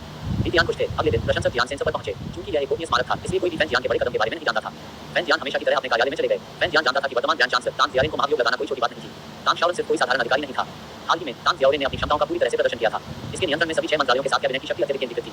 ये कुछ ऐसा था जो पिछले राजवंश के कैबिनेट को प्राप्त करने में सक्षम नहीं था। इसने दिखाया कि तान जियाओरेन राजनीतिक शक्ति में हेरफेर करने में कितना कुशल था। यहाँ तक कि सबसे शक्तिशाली संस्थान सेंसर तान जियाओरेन के धमकी के तहत एक मुख्य पर्यवेक्षक के लिए कम हो गया था। फैन ज्ञान ने 2 संभावित परिणामों का अनुमान लगाया था। एक विफलता थी, उसका महाभियोग विफल हो जाएगा और उसे अपने पद से खारिज कर दिया जाएगा। उन्होंने अपनी पत्नी को अपना सामान पैक करने का निर्देश भी दिया था। यदि यह आता है तो वे ग्रामीण इलाकों में लौटाए और एक शांत जीवन जीते। अन्य परिणाम सफलता थी। यदि महाभियोग सफल हो गया तो शांतिपूर्ण अदालत को जल्दी एक बार फिर अराजकता में फेंक दिया जाएगा। फैन ज्ञान ने पहले से ही एक स्थानीय पोस्ट में सेवा करने और वहां के लोगों को लाभान्वित करने के लिए राजधानी से बाहर स्थानांतरण का अनुरोध करने के लिए एक स्मारक तैयार किया था। उनका महाभियोग प्रसिद्धि के लिए या किसी के आदेशों के तहत नहीं था। यह एक शुद्ध हृदय से प्रेरित था जो राष्ट्र के नेतृत्व में इस तरह के बदजीवी की उपस्थिति को खड़ा नहीं कर सकता था। फैन ज्ञान हमेशा अपनी अखंडता के लिए जाना जाता था, लेकिन महान चोर राजवंश के दरबार में जिसने उसे एक विसंगति बना दिया। उन्होंने चापलूसी को नापसंद किया और शक्तिशाली के साथ एहसान किया, जिससे उनकी वृद्धि धीमी हो गई। आज तक वह अभी भी केवल 7वें रैंक सेंसर था। इसके अलावा उन्होंने अभी भी रहने के लिए एक कमरा किराए पर लिया और अपना निवास भी नहीं किया। ऐसा व्यक्ति भी सेंसर में एक बाकी व्यक्ति था। उनके पास शायद ही कोई करीबी सहकर्मी था। लेकिन लंबे समय के बाद एक ही शेखशाही व्यक्ति के साथ सेंसर पर पहुंचा। इसने तुरंत कई सेंसर का ध्यान आकर्षित किया। सेंसर प्रशंसक कहाँ है? यूरोप चिल्लाया। फैन ज्ञान को उनके सहयोगियों द्वारा बाहर कर दिया गया था। यूनेस ने तब डिग्री को पढ़ा, जिसमें घोषणा की गई कि प्रशंसक ज्ञान को संस्कार मंत्रालय के राजनीतिक मामलों के ब्यूरो में मध्य रैंकिंग अधिकारी के पद पर पदोन्नत किया गया था। सभी ने ईर्ष्या के साथ प्रशंसक ज्ञान को देखा। उन्हें एक बार में 2 रैंक द्वारा पदोन्नत किया गया था। मुफ्त नी शुल्क पठन अनंत पढ़ने में सक्षम करें। चुकाया गया विज्ञापन मुफ्त पढ़ना अध्याय डाउनलोड करें। fandom.wurzel.app पर पढ़ने के लिए धन्यवाद। आपका समर्थन बहुत मायने रखता है। 32 अध्याय 32 इस तरह के खलनायकों को बढ़ावा दिया जाना चाहिए। कॉपीराइट सर्वाधिकार copyright fan wurzel.app book sharing platform. Website पर लेखों को स्वतंत्र रूप से नेटिजन द्वारा अपलोड किया गया है। कॉपीराइट मुद्दों के लिए कृपया DMCA पर जाएं। शर्तें और कौन संपर्क गोपनीयता नीति DMCA। अध्याय 32 पढ़ें। मैं स्पष्ट रूप से एक मूर्ख सम्राट बनना चाहता था कि नए शाश्वत सम्राट कैसे बन गया। अध्याय 33 चिंतित मार्केट स्टैंड ब्लैक मिलिट्री। आमतौर पर आगे बढ़ने के लिए एक सेंसर को पहले छठे रैंक की स्थिति में पदोन्नत करने की आवश्यकता होगी, फिर मंत्रालयों में से एक पर जाएं। नौकरशाही दुनिया में 2 रैंक टूटना बेहद दुर्लभ था। और इससे भी महत्वपूर्ण बात यह है कि प्रशंसक ज्ञान शुद्ध धारा का हिस्सा था। यह मामूली सेंसर प्रशंसक ने अब मध्य रैंकिंग अधिकारी लेंगथोंग फैन पहले से ही सभी को अब तक सभी से आगे कर दिया था। फैन ज्ञान सब था, उसे पदोन्नत किया गया था। डिग्री प्राप्त करने के बाद फैन ज्ञान ने गुप्त रूप से यूं को एक तरफ खींच लिया और पूछा, हाँ लॉर्ड फैन, आपकी आज्ञा क्या है? क्या मैं पूछ सकता हूँ? ग्रैंड चांसलर कैसे कर रहा है? लॉर्ड फैन, ग्रैंड चांसलर अभी लॉर्ड तान जियाओरेन है और आपके स्मारक को महामहिम द्वारा दबा दिया गया है। फैन ज्ञान पूरी तरह से भ्रमित था। यहाँ पर क्या हो रहा था? कार्रवाई के सामान्य पाठ्यक्रम के बाद सम्राट क्यों नहीं थे? सम्राट ने एक विकल्प बनाया था कि प्रशंसक ज्ञान ने कभी उम्मीद नहीं की थी। उन्होंने आर्मरी के साथ घटना के लिए तान जियाओरेन को जवाब देने नहीं ठहराया, नहीं उन्होंने प्रशंसक ज्ञान को दंडित किया। इसके बजाय उसने उसे बढ़ावा दिया था। इसका क्या मतलब था? फैन ज्ञान समझ नहीं पाए। फैन ज्ञान के चेहरे पर हैरान कर देखते हुए यूनुस को याद आया कि कैसे वही बात भ्रमित हो गया था। यूनुस मुस्कुराया और कहा, महामहिम के दिमाग में फैन लॉर्ड फैन के लिए कठिन है। आपको ध्यान से महामहिम के इरादों पर विचार करना चाहिए। इसके साथ यूनुस महल में लौट आया। फैन ज्ञान के सहयोगियों ने उनकी स्थिति में अचानक बदलाव को देखते हुए उन्हें पीने के लिए इलाज करने के लिए उनके लिए संघर्ष करना शुरू कर दिया। थोड़ी देर के बाद उन्होंने आखिरकार उसे छोड़ने की अनुमति दी। वास्तव में महामहिम का क्या मतलब था? फैन ज्ञान ने लंबे समय तक विचार किया। रुको, क्या ये हो सकता है कि समय अभी सही नहीं था? हाँ, ये होना चाहिए। अचानक प्रशंसक जियान ने अंतर्दृष्टि का एक फ्लैश किया और अपने विचारों को साफ कर दिया। सम्राट को अभी भी ग्रैंड चांसलर की स्थिति में बने रहने के लिए तान जियारिन की जरूरत थी। यही वजह है कि महामहिम ने उनके स्मारक को दबा दिया। लेकिन उन्हें जो पदोन्नति मिली वही संकेत था कि सम्राट चाहता था कि वह तान जियारिन का विरोध जारी रखे। तान जियारिन की शक्ति को संतुलित करने के लिए सम्राट को अदालत में किसी की आवश्यकता थी। जब समय सही था किसी को उसे नीचे लाने के लिए कदम बढ़ाने की आवश्यकता होगी। और प्रशंसक जियान बहुत व्यक्ति था। इस एहसास के साथ प्रशंसक जियान को बहुत हल्का महसूस हुआ। सम्राट साम्राज्य की स्थिरता को प्राथमिकता दे रहा था। अदालत की शांति सुनिश्चित करने के लिए महामहिम को तान जियारिन के रूप में इस तरह के एक भ्रष्ट अधिकारी की उपस्थिति को सहना पड़ा। यह एक सम्राट का दिल था, देश के लिए सोच रहा था। सम्राट ने ये सब राष्ट्र के लिए समाप्त कर दिया। एक वफादार विषय के रूप में फैन जियान के लिए सम्राट के बोझ को साझा करना केवल सही था। इस प्रकार प्रशंसक जियान ने शस्त्रागार में भ्रष्टाचार को उजागर करने और अपना समय बिगाड़ने की अपनी योजनाओं को अलग करने का फैसला किया। वह अभी के लिए छाया में रहेगा। वह अपने जीवन के साथ सम्राट के पक्ष को झुकाएगा। इस बीच लैंडे अपने विश्वसनीय सहयोगियों के साथ लुजो की ओर बढ़ी। 3 दिनों की यात्रा के बाद वे आखिरकार लुजो की राजधानी गुआंगयुआन पहुंचे। गुआंगयुआन एक शहर था जो लुजो में पहाड़ों से घिरा एकमात्र मैदान पर स्थित था। इसने पूरे लुजो पर्वत श्रृंखला को नियंत्रित किया, जिससे ये बहुत बड़ा हो गया। अपने रणनीतिक स्थान के कारण शहर को बेमन द्वारा कभी आक्रमण नहीं किया गया था। लुजो के मुख्य सैन्य बल भी गुआंगयुआन में तैनात थे। लैंडे लुजो के गवर्नर के रूप में शहर में भी उनका कार्यालय था। गुआंगयुआन पहुंचने पर गवर्नर कार्यालय नए भगवान का स्वागत करने के लिए तैयार किया गया था। लैंडे के प्रचार की खबर पूरे शहर में पहले ही फैल गई थी। गवर्नर के कार्यालय के कर्मचारियों ने स्वाभाविक रूप से उनके साथ बहुत सावधानी बरती। लैंडे ने सबके साथ समय बर्बाद नहीं किया। औपचारिकताओं को पूरा करने के बाद उन्होंने राज्यपाल के कार्यालय का निरीक्षण करना शुरू किया और फिर शहर के बाहर सैन्य शिविरों का निरीक्षण करने के लिए आगे बढ़े। जब वह कार्यालय लौट आया तब तक देर रात हो चुकी थी। लैंडे के विश्वसनीय सहयोगी लेनेंट ने पहले से ही अपना बिस्तर तैयार कर लिया था। एक बचपन का साथी लैंडे के साथ बड़ा हो गया था। मेरे भगवान, आप परेशान दिखते हैं, लैंडे ने एक टिप्पणी की। लैंडे ने कहा और कहा, वे कहते हैं कि सीमावर्ती बचाव के लिए हैं, लेकिन मुझे उम्मीद नहीं थी कि यह पूरा होगा। सैनिकों ने प्रशिक्षण की कमी है और उनके हथियार और कवच पर्याप्त हैं। इस तरह की सेना के साथ हम भाग्यशाली हैं यदि वे गुआंगयुआन का बचाव भी कर सकते हैं। लैंडे का पालन किया गया। मेरे भगवान, यहाँ सैनिकों को सही कार्य अभिजात वर्ग के साथ कैसे तुलना कर सकते हैं। लैंडे को पता था कि उसे धैर्य रखना होगा। अपने आप को तैयार करें, कल मैं सैन्य शिविर में चला जाऊंगा। मैं इस स्मारक के माध्यम से बेहतर उपकरणों का अनुरोध करूंगा, लेकिन सैनिकों को तुरंत प्रशिक्षण शुरू करने की आवश्यकता है। समझ गया मेरे भगवान, लैंडे को उत्तर दिया। इस बीच गुआंगयुआन के बाहर लगभग 30 मील की दूरी पर एक बड़ा बाजार लगभग एक माउंटेन पास में पूरा हो गया था। बाजार के निर्माण की देखरेख करने वाला व्यक्ति संस्कारों के वर्तमान मंत्री जियारिन थे। ये स्थान व्यक्तिगत रूप से उसके द्वारा चुना गया था। इसका सही रणनीतिक मूल्य था जो किसी भी व्यापार मार्गों के आसान नियंत्रण और जरूरत पड़ने पर बेईमान व्यापारियों के पीछे हटने की क्षमता के लिए अनुमति देता है। बाजार समाप्त होने के बाद जियारिन व्यापार आयोग के रूप में पीछे रहे पहले व्यापार समिति की देखरेख की। 10वीं और 12वीं करोड़ पर अंतिम दरार ने स्थानीय सरकारों को मंजूरी दे दी थी जो बेईमान के साथ व्यापार कर रहे थे। 1 महीने से अधिक समय से बेईमान के साथ कोई व्यापार नहीं हुआ था। जबकि हथियार और कवच अभी उपलब्ध थे, महान जोर से कई अन्य सामानों की अनुपस्थिति ने कई जनजातियों में शांति पैदा की थी। इन जनजातियों के नेता जो अब महान जोर से उत्तम लग्जरी सामानों से वंचित हैं, तेजी से चिंतित हो रहे थे। एक बार बाजार पूरा हो जाने के बाद बेईमान व्यापारियों का एक बड़ा समूह आ गया जो उनके साथ विभिन्न सामानों को अपनी भूमि पर लाता है। पूरी मोती, सेबल फर, जिनसिंग और यहाँ तक कि युद्ध के घोड़े भी थे जो जियारिन ने विशेष रूप से उल्लेख किया था। इनके अलावा कुछ व्यापारियों ने अन्य विशेष उत्पाद भी लाया। ये कहा जा सकता है कि बेईमान ने इस व्यापार में बहुत ईमानदारी दिखाई थी। महान जोर राजवंश समान रूप से उदार था। जियारिन ने चाय, चीनी मिट्टी के बर्तन और सिल्क तैयार किए थे, जिसने बेईमान व्यापारियों को चकित कर दिया था। इन खजाने को जल्दी से छीन लिया गया। इसके अलावा महान जोर में शराब पीने वाली शराब अत्यधिक लोकप्रिय थी। उत्तरी मैदानों के ठंड कठोर सर्दियों में मजबूत शराब को ठंड को बंद करने और गर्म करने के लिए एक सही तरीका बना दिया। शराब को जल्दी से बेच दिया गया था। केवल मामूली निराशा 5 स्टोन्स पाउडर जिसे जियारिन ने बढ़ावा देने की कोशिश की थी। केवल कुछ बेईमान व्यापारी कोशिश करने के लिए एक छोटी राशि खरीदने के लिए तैयार थे। बिना किसी हिचकिचाहट के जियारिन ने अपना हाथ लगाया और शेष 5 स्टोन्स पाउडर को माल के साथ दिया। 3 दिनों के व्यापार के बाद बेईमान व्यापारी पूरी तरह से भरी हुई घर लौट आए। दूसरी ओर महान जोर ने एक महत्वपूर्ण लाभ अर्जित किया था। जब इन सामानों को पूंजी में पहुंचाया गया तो उनका मूल्य कई बार गुना होगा। जियारिन व्यापार की सफलता से बहुत प्रसन्न थे और लुजो की राजधानी गुआंगयुआन लौट आए। हालांकि जैसे ही वह पहुंचे उन्हें लुजो लैंडे के नए नियुक्त गवर्नर से ग्रीटिंग का पत्र मिला। लैंडे क्या वह सम्राट का बेनोई नहीं था? चूंकि जियारिन ने बाजार की देखरेख करने का काम किया था, इसलिए उन्होंने रात के बीच में राजधानी छोड़ दी थी और अदालत में नवीनतम विकास के साथ नहीं रहे थे। हालांकि उन्होंने पता किया कि लैंडे कौन था, एक प्रतिष्ठित अधिकारी वेनिक्सन के मार्किस और सम्राट के बहनोई। सम्राट ने अपने बहनोई को लुजो भेजा था। जियारिन गहराई से सोचने लगी। लुजो हमेशा स्थिर रहा था और बेईमान ने वहां से कभी भी आक्रमण नहीं किया था। हालांकि लुजो एक विशेष रूप से प्रतिष्ठित पोस्ट नहीं था। यदि सम्राट वास्तव में अपने बहनोई को बढ़ावा देना चाहता था तो वह उसे पूर्वी जाओ देख सकता था। क्या ऐसा हो सकता है कि इस असाइनमेंट के पीछे कोई गहरा अर्थ था? जियारिन सैन्य मामलों में अच्छी तरह से वाकिफ नहीं थे। तब एक सैनिक ने बताया कि लुजो के गवर्नर लैंडे एक दशकों से अनुरोध कर रहे थे। जियारिन संस्कार मंत्री के रूप में एक सम्मानित पद संभालते थे, लेकिन लैंडे भी एक महान थे। चूंकि जियारिन बड़ी थी, लैंडे ने उन्हें सम्मान दिखाया और अपने बड़ों के लिए उचित शिष्टाचार का प्रदर्शन किया। जियारिन ने लैंडे को देखा और काफी संतुष्ट थे। वह सुंदर और अच्छी तरह से बोला गया था और निश्चित रूप से एक युवा जनरल का रूप था। गवर्नर, मुझे देखने के लिए क्या लाता है? जियारिन ने पूछा। शुभ बटन अनंत पढ़ने में सक्षम करें। झुकाया गया। विज्ञापन मुक्त करना, अध्याय डाउनलोड करें। amazon.apple पर पढ़ने के लिए धन्यवाद। आपका समर्थन बहुत मायने रखता है। 33 अध्याय 33 चिंतित मार्केट स्टैंड लक्ष्य मिलिट्री कॉपीराइट सर्वाधिकार copyright amazon.app book sharing platform. Website पर लेखों को स्वतंत्र रूप से नेटिजन द्वारा अपलोड किया गया है। कॉपीराइट मुद्दों के लिए कृपया DMCA पर जाएं। शर्तें और कौन? संपर्क गोपनीयता नीति DMCA। अध्याय 33 पढ़ने में स्पष्ट रूप से एक मूल सम्राट बनना चाहता था कि नए शाश्वत सम्राट कैसे बन गया। अध्याय 34 संस्कार मंत्री प्रिंस चाचा और पश्चिमी बंगाल के प्रमुख सभी ने कहा कि महामहिम बुद्धिमान है। लैंडे सीधे बिंदु पर पहुंच गया। लौट लिया। मैं यहाँ पैसे मांगने के लिए। जियारिन ने दिल से हंसते हुए, पैसा? क्या आप उस वाणी करके पैसे के बाद हैं? लैंडे ने सिर हिलाया। महामहिम ने कहा कि पिछले 2 वर्षों से वाणी लुजो से संबंधित है। मैं हाल ही में इंस्पेक्टर को देखने गया था और उन्होंने कहा कि आप पैसे इकट्ठा करने वाले हैं। जियारिन चकित, तो आप मुझसे पैसे मांगने आए थे? बिल्कुल। और आपको पैसे के लिए क्या चाहिए? नए सैनिकों को प्रशिक्षित करने के लिए। जियारिन ने लगभग अपने चाय को सदमे में गिरा दिया। नए सैनिकों को प्रशिक्षित करने के लिए क्या आप एक विद्रोह की योजना बना रहे हैं? लैंडे ने शांति से जवाब दिया। लौट लिया। लुजो सीमा पर है। लुजो पर्वत से परे फ्रंटियर है। बेईमान ने यहाँ से कभी भी आक्रमण नहीं किया है क्योंकि गुआंगयुआन शहर इतना मजबूत है और बेईमान ने घुड़सवार सेना में माहिर है जिससे शहर का हमला करना मुश्किल हो गया। सच में लुजो फ्रंटियर में एक हमले को शुरू करने के लिए एक प्रमुख स्थान पर है। जब तक हम इस पहाड़ पास को पार करते हैं हम बड़े विशाल घास के मैदानों में रहेंगे। ये बेईमान का दिल है, हम उन्हें वहां से पकड़ सकते हैं। जियारिन ने अपनी गाड़ी को टक्कर दी और कहा, फिर हमारे महान जोर ने कभी हड़ताल करने की बात नहीं की। लैंडे ने हल्के से कहा, जवाब देते हुए, 2 मुख्य कारण हैं। एक ये है कि लुजो थक गया है, हमारे पास पर्याप्त आपूर्ति नहीं है और स्थानीय लोग एक बड़ी सेना का समर्थन नहीं कर सकते हैं। दूसरा कारण आपूर्ति की कठिनाई है। इन पर्वत पास को पार करना आसान नहीं है। हमें पहाड़ के पास पर आपूर्ति स्टेशन स्थापित करने की आवश्यकता है ताकि मुख्य बल के बारे में चिंता किए बिना छोड़ सकें। जियारिन को बेईमान के लिए गहरी प्रेरणा और उन पर हमला करने के लिए किसी भी योजना में अत्यधिक रुचि थी। उन्होंने दबाया, तो समय पहले ठीक नहीं था, लेकिन क्या यह अब है? लैंडे ने दृढ़ता से जवाब दिया, बेशक ये सब महामहिम की बुद्धि के लिए धन्यवाद है। सम्राट की बात करें तो लैंडे ने तुरंत श्रद्धा में अपना सिर झुका दिया। Long life lumbar. जियारिन ने जल्दी से सूट किया। दोनों लोग सम्राट के ध्यान के दाएं हाथ समर्थक थे और उन्होंने अपने संदेहन की पुष्टि की। दोनों ने जल्दियों का आदान प्रदान किया। अदालत में सभी को पता था कि ग्रैंड चांसलर गाओ याओ द्वारा इस्तीफा देने के बाद सम्राट के ध्यान का युग आधिकारिक तौर पर शुरू हुआ। जब तक कोई महामहिम के पक्ष में हो सकता है तब तक वे आसानी से सत्ता में वृद्धि कर सकते हैं, लेकिन अगर वे एहसान से बाहर हो गए तो उन्हें जल्दी खारिज कर दिया जाएगा। सीमा व्यापार मुद्दे के माध्यम से जियारिन सम्राट के विश्वसनीय पुरुषों में से एक बन गए थे। लैंडे स्पष्ट रूप से सम्राट की तरफ था। लैंडे ने कहा, मैं इस यात्रा के बारे में सोच रहा हूँ। महामहिम ने मुझे लुजो को क्यों भेजा? जिया रेनी उत्सुक थे। लैंडी ने जारी रखा, सैन्य कर्तव्यों को प्राप्त करने के लिए पूर्वी लाओ सबसे अच्छा विकल्प होगा। लेकिन फिर मुझे पता चला कि लॉर्ड जिया लुगो में एक सीमा व्यापार बाजार की स्थापना कर रहे थे और मुझे एहसास हुआ उनकी महिमा एक भव्य योजना बना रही है। जिया रेनी ने पूछा, इससे आपका क्या मतलब है? लैंडी ने समझाया, पहले के बिंदु पर लौटे हुए तो कारण थे कि लुगो ने बेमन पर कभी हमला नहीं किया। लुगो थक गए थे, लेकिन यह समस्या पहले से ही हल हो गई है। वाणिज्यिक संग्रह के साथ लुगो का खजाना भरा हुआ है। एक बड़े पैमाने पर अभियान का समर्थन करने के लिए पर्याप्त धन और अनाज है और बाजार लौट जिया ने कई व्यापारियों को आकर्षित किया है। हम उन्हें हमारे लिए अनाज के परिवहन के लिए उन्हें प्राप्त करने के लिए पैसे का उपयोग कर सकते हैं। इसके साथ बेईमान पर हमला करने के लिए आपूर्ति पर्याप्त होगी और हमें स्थानीय लोगों पर दबाव नहीं बनाना होगा। महामंत्री की योजना शानदार है। जिया रेनी दंग रह गई। एक युवा सैन्य गवर्नर बहुत मायने रखता था। और दूसरी समस्या, जिया ने पूछा, लैंडी ने आत्मविश्वास से बात की, अन्य समस्या के लिए क्या ये लॉर्ड जिया को संभालने के लिए नहीं है? तो जिया रेनी हैरान था। लैंडी ने जारी रखा, जब बेईमान के साथ व्यापार करते हैं तो वे हमारे क्षेत्र में व्यापार से संतुष्ट नहीं होंगे। बेईमान अपना खुद का बाजार स्थापित करना चाहेंगे। लॉर्ड जिया को केवल सहमत होने और माउंटेन पास में एक बाजार स्थापित करने का नाटक करने की आवश्यकता है। सेना के मार्च होने से पहले हम व्यापारियों को बाजार में अनाज पहुंचा सकते हैं। एक बार जब सेना बाहर निकल जाती है तो यह एक रसद आपूर्ति बिंदु बन जाएगा। जिया रेनी पूरी तरह से गुंगा था। ये योजना निर्मम थी, लेकिन जब बेईमान के साथ काम करते हुए तो यह निर्मम होना था। जिया रेनी मदद नहीं कर सकती थी, लेकिन लैंडे के साथ अधिक से अधिक प्रभावित महसूस कर रही थी और वह अपने विश्लेषण के साथ पूरे दिल से सहमत हो गया। ये सम्राट की मास्टर प्लान था। सम्राट ने उसे लैंडे वेनिक्सन के मार्किस के साथ संस्कार मंत्री लुगो के पास भेजा था और यह निश्चित रूप से केवल वाणिज्यिक करों को इकट्ठा करने के लिए नहीं था। असली लक्ष्य बेईमान के साथ युद्ध की तैयारी करना था। जिया रेनी का दिल उत्साह के साथ चला गया। उसे जल्दी पछतावा होने लगा कि उसे जल्दी सम्राट के इरादों का एहसास क्यों नहीं हुआ। एकमात्र नागरिक अधिकारी के रूप में उसे प्रबुद्ध करने के लिए महानुभावों पर भरोसा करना पड़ा। ये वास्तव में शर्मनाक था। जिया रेनी ने जल्दी से लैंडे को झुकाया, कहा, आपकी अंतर्दृष्टि उल्लेखनीय है गवर्नर। लैंडी ने मुस्कुराते हुए कहा, लॉर्ड जिया, हम दोनों महामंत्री आदमी हैं, हमें पूरी तरह से सहयोग करना चाहिए। जिया रेनी ने उत्सुकता से सिर हिलाया, बेशक, इस वाणिज्यिक के रूप में मैं आपको नई सेना को प्रशिक्षित करने के लिए इसका आधा हिस्सा दूंगा। लेकिन लॉर्ड जिया, कृपया बोलें, ये काम महत्वपूर्ण होना चाहिए। युद्धों के बाद बेईमान के साथ कैसे संबंध हैं? अगर हम बहुत अधिक शोर करते हैं और समाचार लीक करते हैं तो महामंत्री की भव्य योजनाओं को बर्बाद करते हुए हम गंभीर परेशानी में होंगे। तुम सही हो लॉर्ड जिया, मैं नई सेना को प्रशिक्षित करने के लिए शहर के बाहर शिविर में जाऊंगा। इसके अलावा इस बार हमने 3 घोड़ों का एक बैच खरीदा है। जबकि वे राजधानी के पहले दल के घोड़ों के रूप में अच्छे नहीं हैं, वे सभ्य हैं। मैं उन्हें आपके साथ गवर्नर के साथ छोड़ दूंगा। लैंडी को बहुत खुश किया गया और तुरंत कहा, धन्यवाद लॉर्ड जिया, आपको पैसे या अनाज के बारे में चिंता करने की आवश्यकता नहीं है, लेकिन मैं हथियारों और कवच के साथ मदद नहीं कर सकता। लैंडी ने थोड़ा सिर हिलाया, मैंने पहले ही अदालत की याचिका दायर की है, उपकरण पुराने हैं और इसे बदलने की आवश्यकता है। जिया रेनी ने अपनी गाड़ी को टक्कर दी और कहा, आपके विचार पूरी तरह से हैं गवर्नर, मैं आश्वस्त कर सकता हूँ। इस बीच राजधानी में इंपीरियल पैलेस में यूवी अपने जासूसों से एक रिपोर्ट सुन रहे थे। तो आप कह रहे हैं कि लॉर्ड टान ने हथियारों और कवच के बैच को बंद नहीं किया था, उसके पास सिर्फ शस्त्रागार दोषपूर्ण वस्तुओं को फिर से शुरू किया गया था। हाँ भगवान, लॉर्ड टान और लॉर्ड छांग ने इस घटना से एक भी सिक्का नहीं लिया। बाजार में बेचे जाने वाले कृषि उपकरणों का मतलब शिल्पकारों के लिए पुरस्कार के रूप में था। लॉर्ड टान सम्राट के प्रति वफादार है और लॉर्ड छांग एक प्रतिभा है जो उसकी शाही महामहिम लैम्ब्रेट जॉबर द्वारा अनुशंसित है। यूवी ने सिर हिलाया, शिल्पकारों के लिए पुरस्कारों के लिए महामहिम उदार है और निश्चित रूप से आगे की जांच नहीं करेंगे।